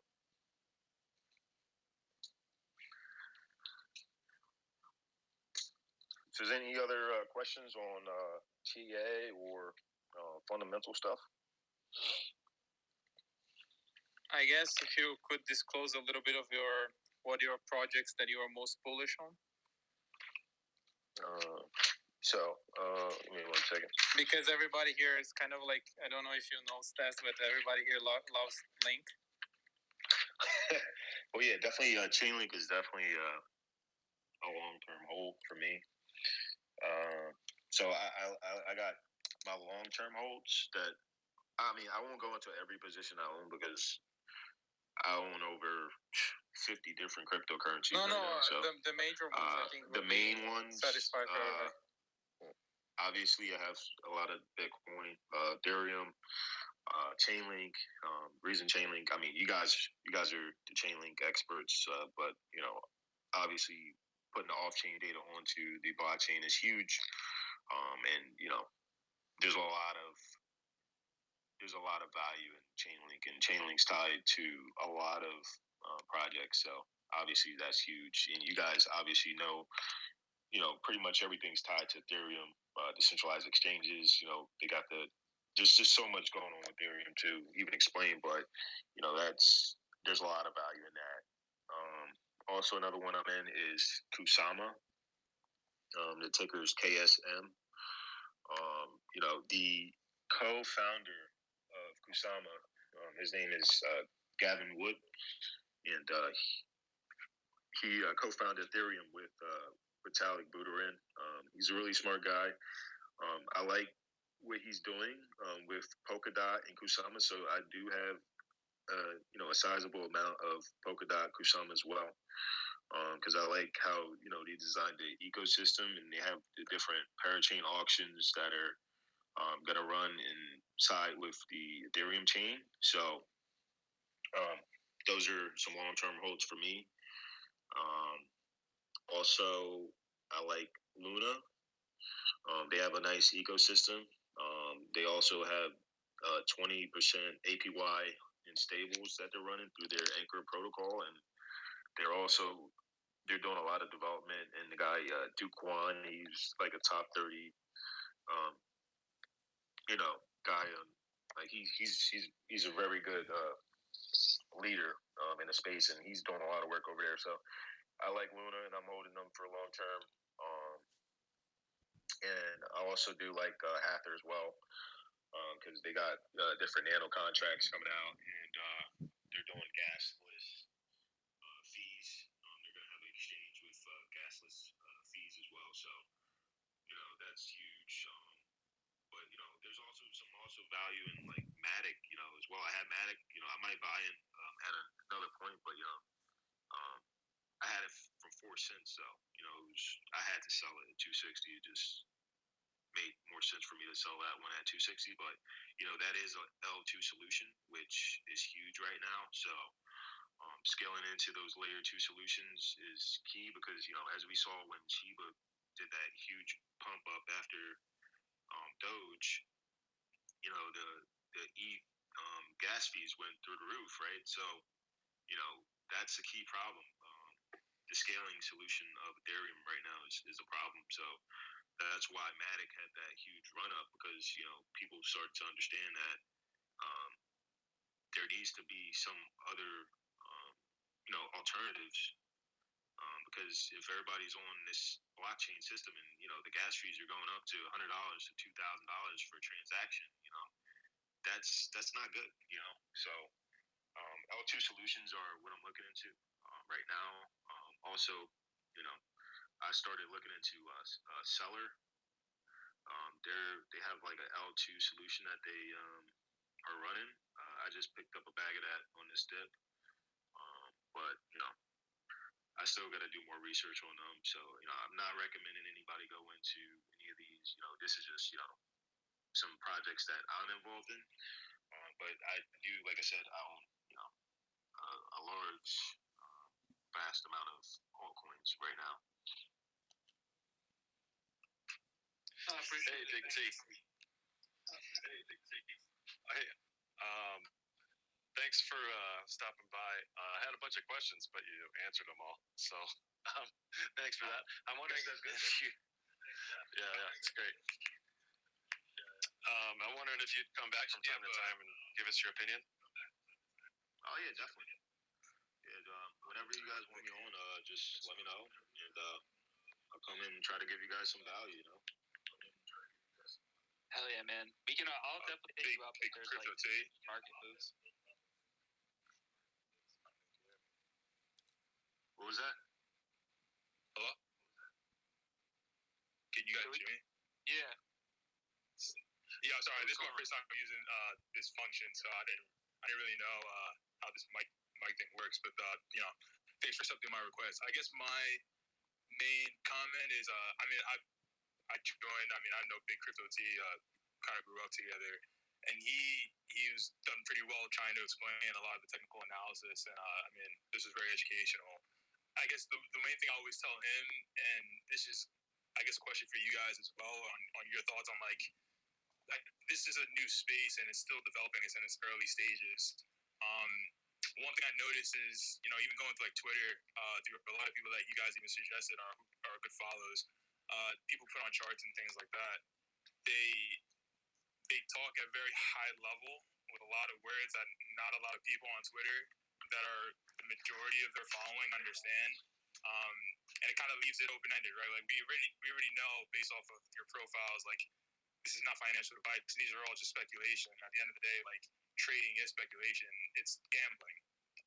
You don't have to call it gambling. If you can't predict the future, it's all gambling. You can use different tools to help you predict it or to help you understand where it's going to go, but it can't be a guarantee. Like at any moment, Elon can drop a tweet and that no one predicted it except for Elon, and we saw what happened. Do you guys think that using the terms that people from like Wall Street that had the stock market crash where the SEC had to get involved, do you think that it's kind of like gatekeeping in a way for newer individuals who want to understand crypto, like the engineer person who talked himself saying he didn't really have time to go through it, to then use the same archaic, tough words that kind of prohibit a lot of people to understand what's going on? Or do you think that like the terminology is necessary to really understand what you're doing? Because a lot of the patterns or a lot of the tools that you guys even say to use, they weren't even created for trading. Like the cloud, I know Big Crypto T always hates me when I try to pronounce it. The Ichi Miku cloud, that was created for rice. It was to understand price movement on rice and like other things like that. Like the wave Elliott wave was psychology, right? All of this is basically just psychology because we're the ones who create the market. So like using words that the SEC used to make it seem like they were elitist in a way, like do you think that kind of hinders the progress that younger individuals or newer individuals in the crypto space can develop? Because it feels kind of like gatekeeping in a way. I disagree. Yeah, I think I disagree as well. Go ahead. Well, I wanted to mention that not all technical analysis necessarily involves like that higher degree of vocabulary, in the sense that like, for me, my technical analysis is bare minimum. So like my favorite tool is literally just drawing horizontal lines to try and identify, key supports and resistances. And for me, when I'm trying to explain that to someone who's new, it's typically, something that's pretty easy to understand. So I don't really get into like the Elliott waves or the Ichimoku cloud and stuff like that. So, there is definitely simpler forms of technical analysis that can still provide a lot of value to new players. I disagree for a different reason. I disagree in the sense that the vocabulary is gatekeeping. I think that it's just the language this economy was written in. Like this type of technology was written a certain way, and I don't think it was written.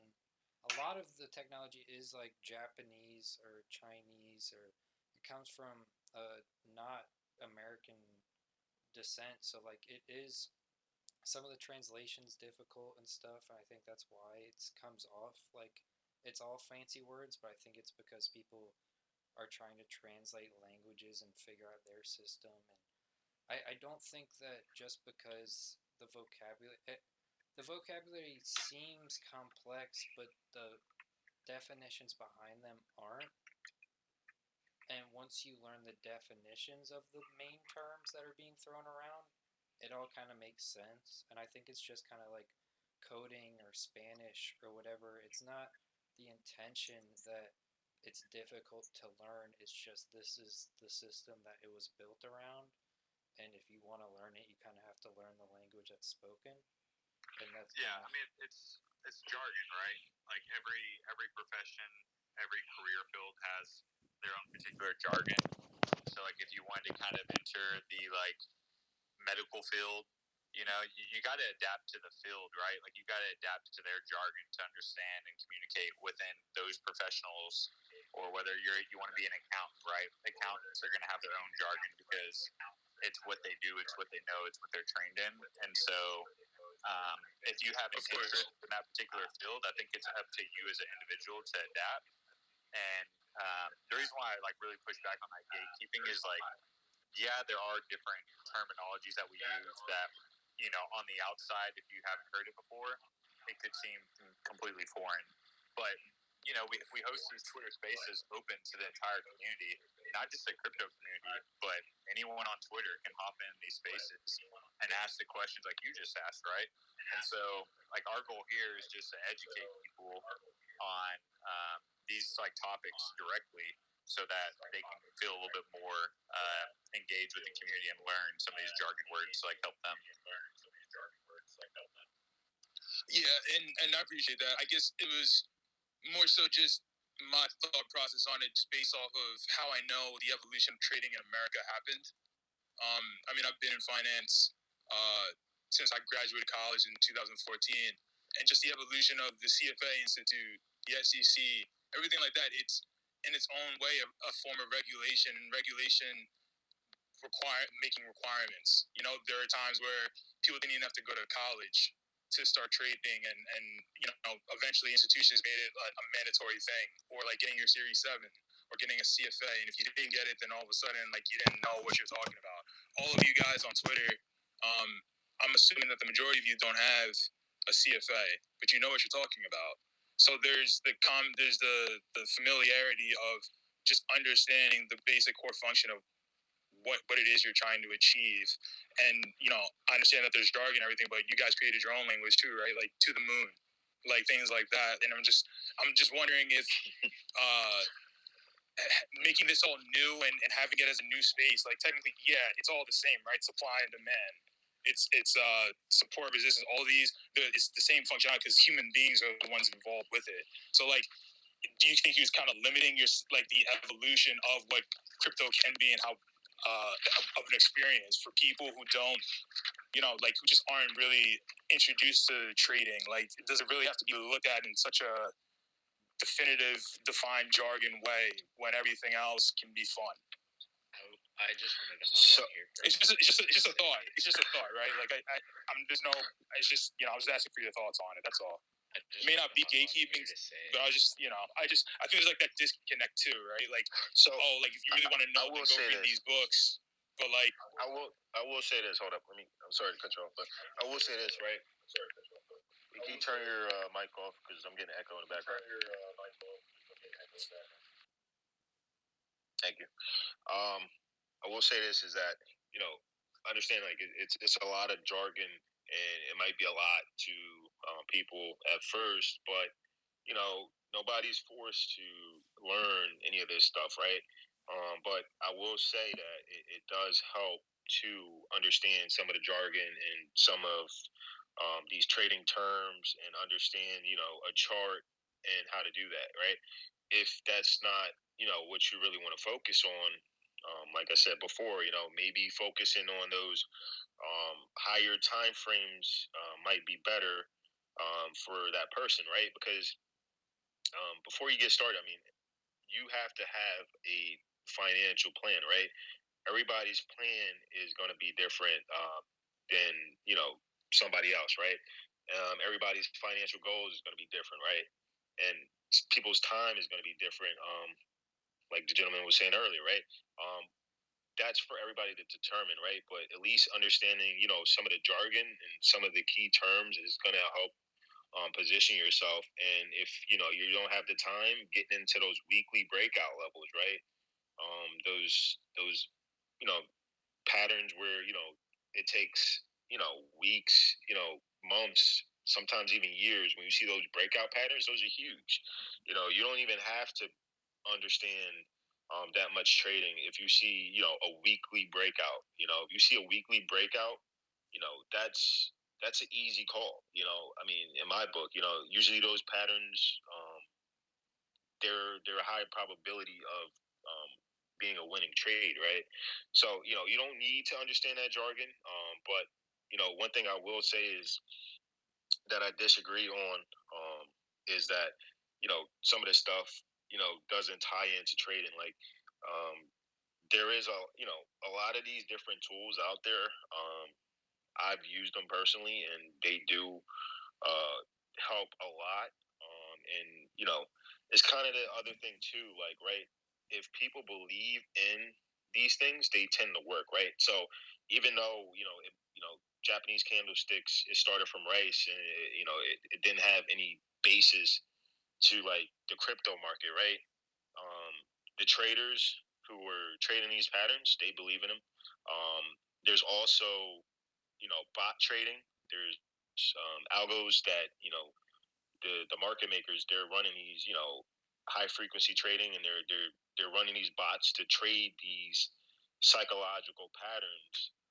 So that's why these patterns are going to play over and over. They're going to play out over and over again, right? And then if you read up about Wyckoff, right? He even states that there's going to be real price action and fake price action, but it really doesn't matter because all of that together is what the composite man, which is the collective group, who are pushing the market, their agenda or their place, like their playbook that they're running, their play that they're running. It doesn't matter if it's algo trading or a trader doing it, as long as the system is pointing that direction out, that way, it's most likely those patterns are going to play out. So, I mean, you could say it's gambling in one way, but there's also calculated risk.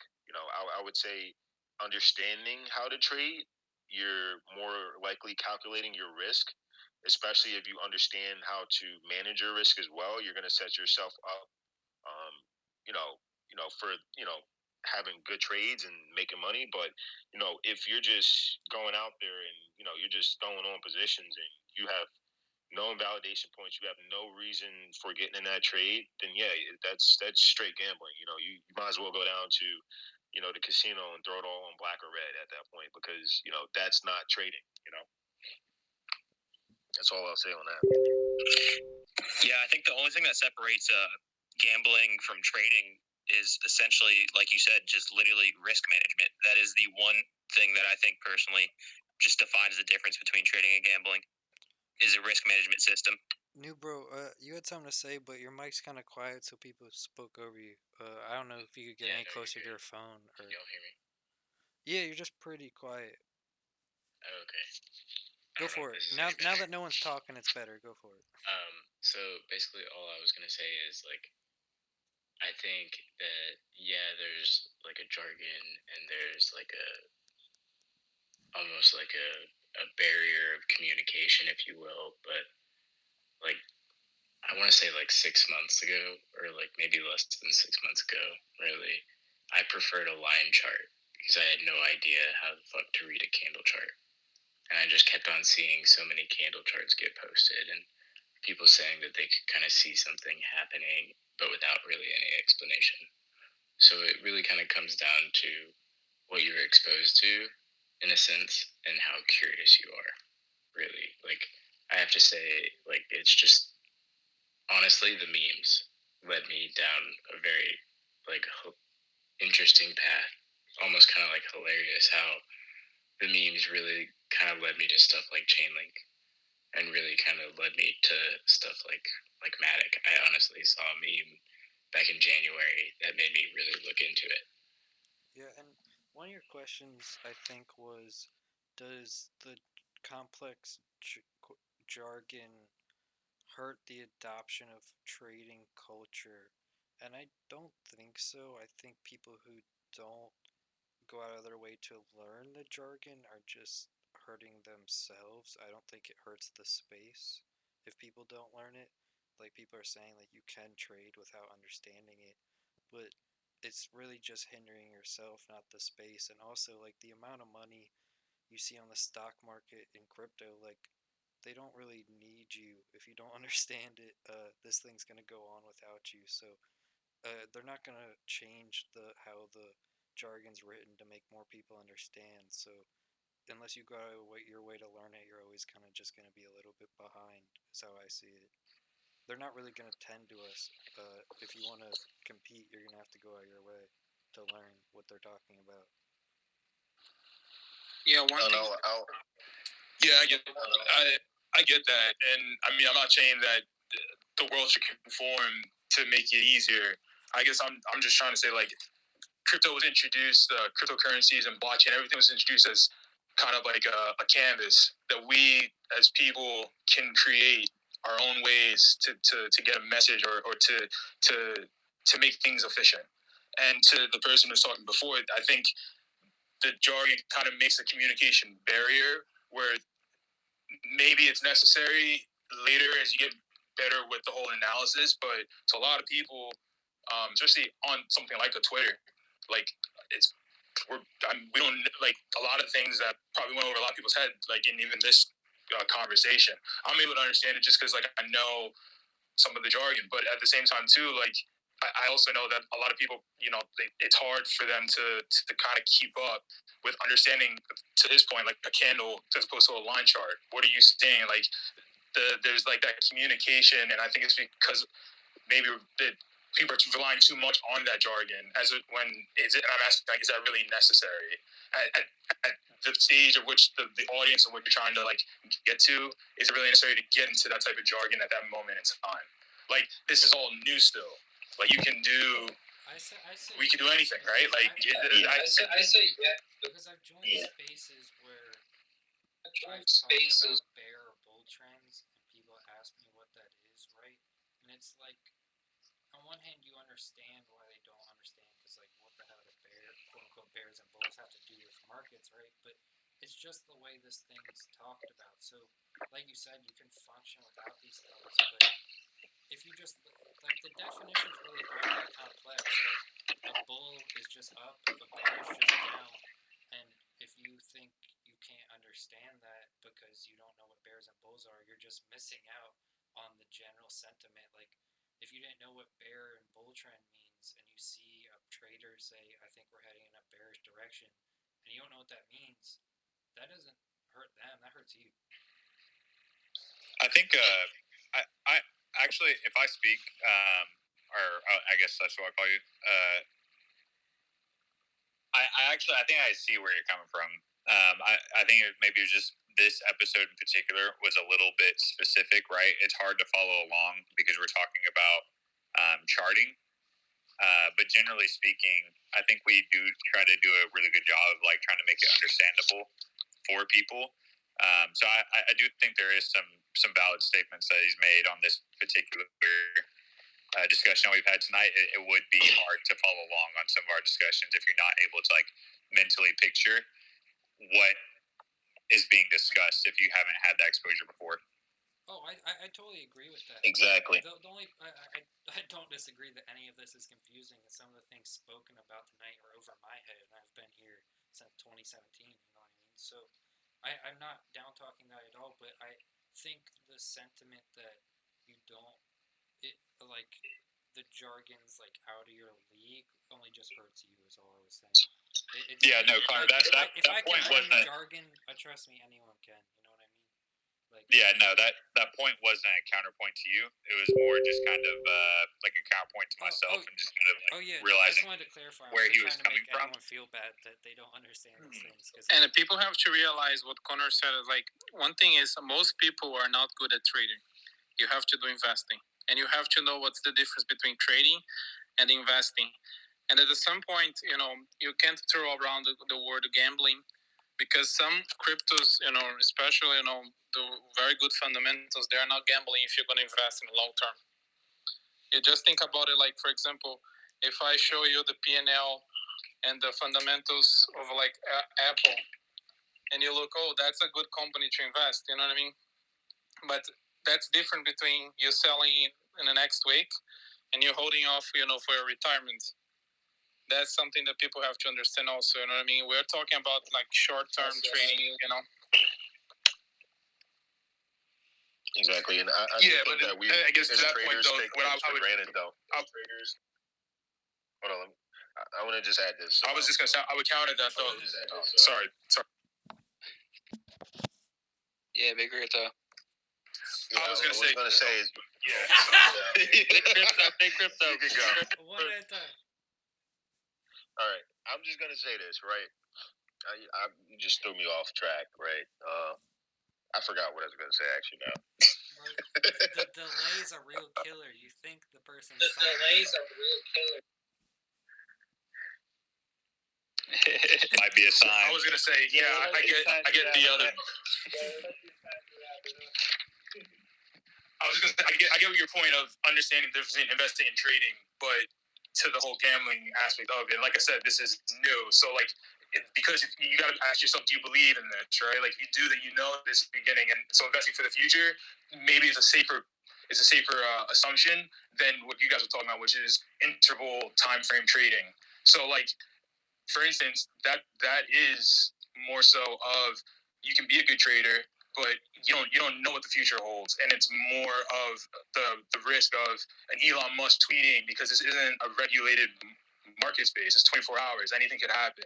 So like I use the term gambling in the sense of there's not a lot of regulations to help you not get screwed. You have your patterns and you have different technical analysis that can help. But it's not a guarantee, right? Like it's No, not I understand, but for that's why a example, lot of people get because caught right on it to now use this is that. Sorry, go big crypto. Yeah, so like exactly what you're saying. You know, I understand you're saying like it's not a regulated market in that aspects, right? But you know, when Elon Musk comes out and he makes those tweets, right? You know, it just happens to be at times when the chart's at a key point, right? So when things like that happen, when he tweets, you know, about the whole, you know, Tesla selling Bitcoin, and then comes out and says, um, for clarity reasons, like we didn't sell, you know, that's all market manipulation. But you know, it kind of keys into, you know, the higher mind thinking of like, you know, what the market makers are trying to do with the market. So, you know, I don't think I've touched upon this before, but what we pretty much just saw was the Wyckoff distribution schematic just play out like perfectly, right? So, you know, we saw, you know, them pump the price up. And, you know, prior, you know, you had Tesla getting into Bitcoin, everybody's driving up. You had the Coinbase listing come in, you know, that was putting the peak in the market, right? All of this bullish news was coming out, right? Then, you know, we had the weakness come in and we had that bounce come up, right? And then all of a sudden, you know, a week ago or, you know, 2 weeks ago, all of this bearish news started coming out, right? That's not a coincidence, right? That none of it is a coincidence, right? All of this is a pre-planned, you know, propaganda or whatever. Like this is all planned, right? So you have to understand that, you know, Elon Musk, he might be in, you know, with the people who are trying to move the market, right? And the news and all of that stuff, you know, what they put in the media, you know, they're trying to push their agenda, right? So as a trader, right, you know, you need to understand, or an investor, right, you need to understand, you know, what are they trying to do with the market? Like, what is the macro picture? What are they trying to, you know, do, right? So if you look at, you know, I don't know, I don't have a picture of it on my Twitter or anything, but I'll post a chart later on and showing you like what I'm talking about, because you know the Wyckoff distribution is pretty high level, and I'm not a master at that, but I do, you know, I understand like what just happened, and we just saw that distribution phase happen, right? It kind of caught people off guard though, because the distribution and the reaccumulation is very close to each other, right? But once we lost that 42K area, that was the warning sign, right? Once we lost that area, that was not reaccumulation at that point. That was distribution, right? And then that's when, once we lost that 42K area, you know, we saw that huge, massive capitulation event occur. But back to what I was saying about the whole thing, you know, about Elon Musk tweeting this and that, right? In the news coming out, you got to understand, like, that's all, FUD, right? Like, it's all, things that they're putting out there to scare people and to move the price in the direction that they want to move it, right? So, being able to identify the larger picture in the market will help you out in those scenarios when, you see these news articles come out, Elon Musk tweets this and it goes that way. Or, China is banning cryptocurrency now, or this news story, if you see that, you have to understand, all right, maybe they're running this system, right? They're running this play, right? I think of everything as in, like, this is the play they're running, right? They're going to run, rising wedge breakdown pattern or a rising wedge breakup. This, you got to think of it like, what are they trying to accomplish, right? What is the major market movers trying to accomplish, right? And if they're sending you all of that negative news and they're pushing that price down, you have to understand, like, all right, this is a distribution.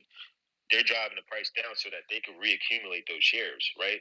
And that's exactly what they did. They crashed the price, and you saw that massive buy-up volume, that came in afterwards, and they literally just took all of that Bitcoin from, people who didn't know what was going on. But this is nothing that doesn't happen over and over. Like, we have to understand in crypto that, the institutions, they're in now.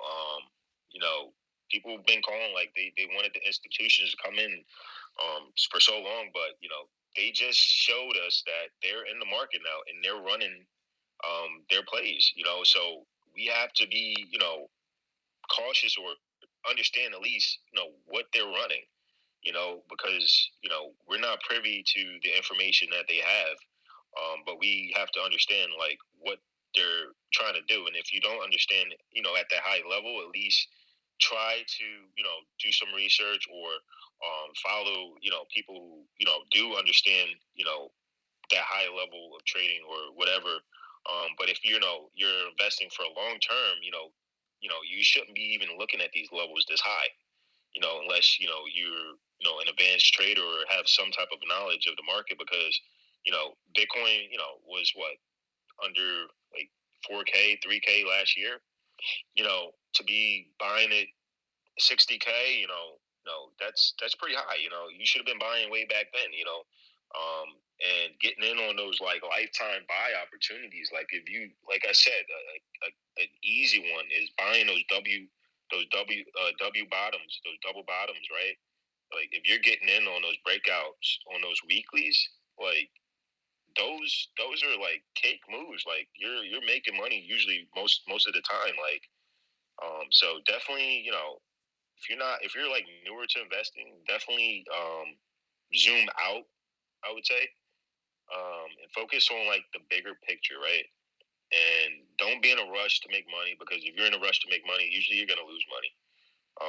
You have to take it one day at a time and try to understand what the market is trying to do, and it's a lot.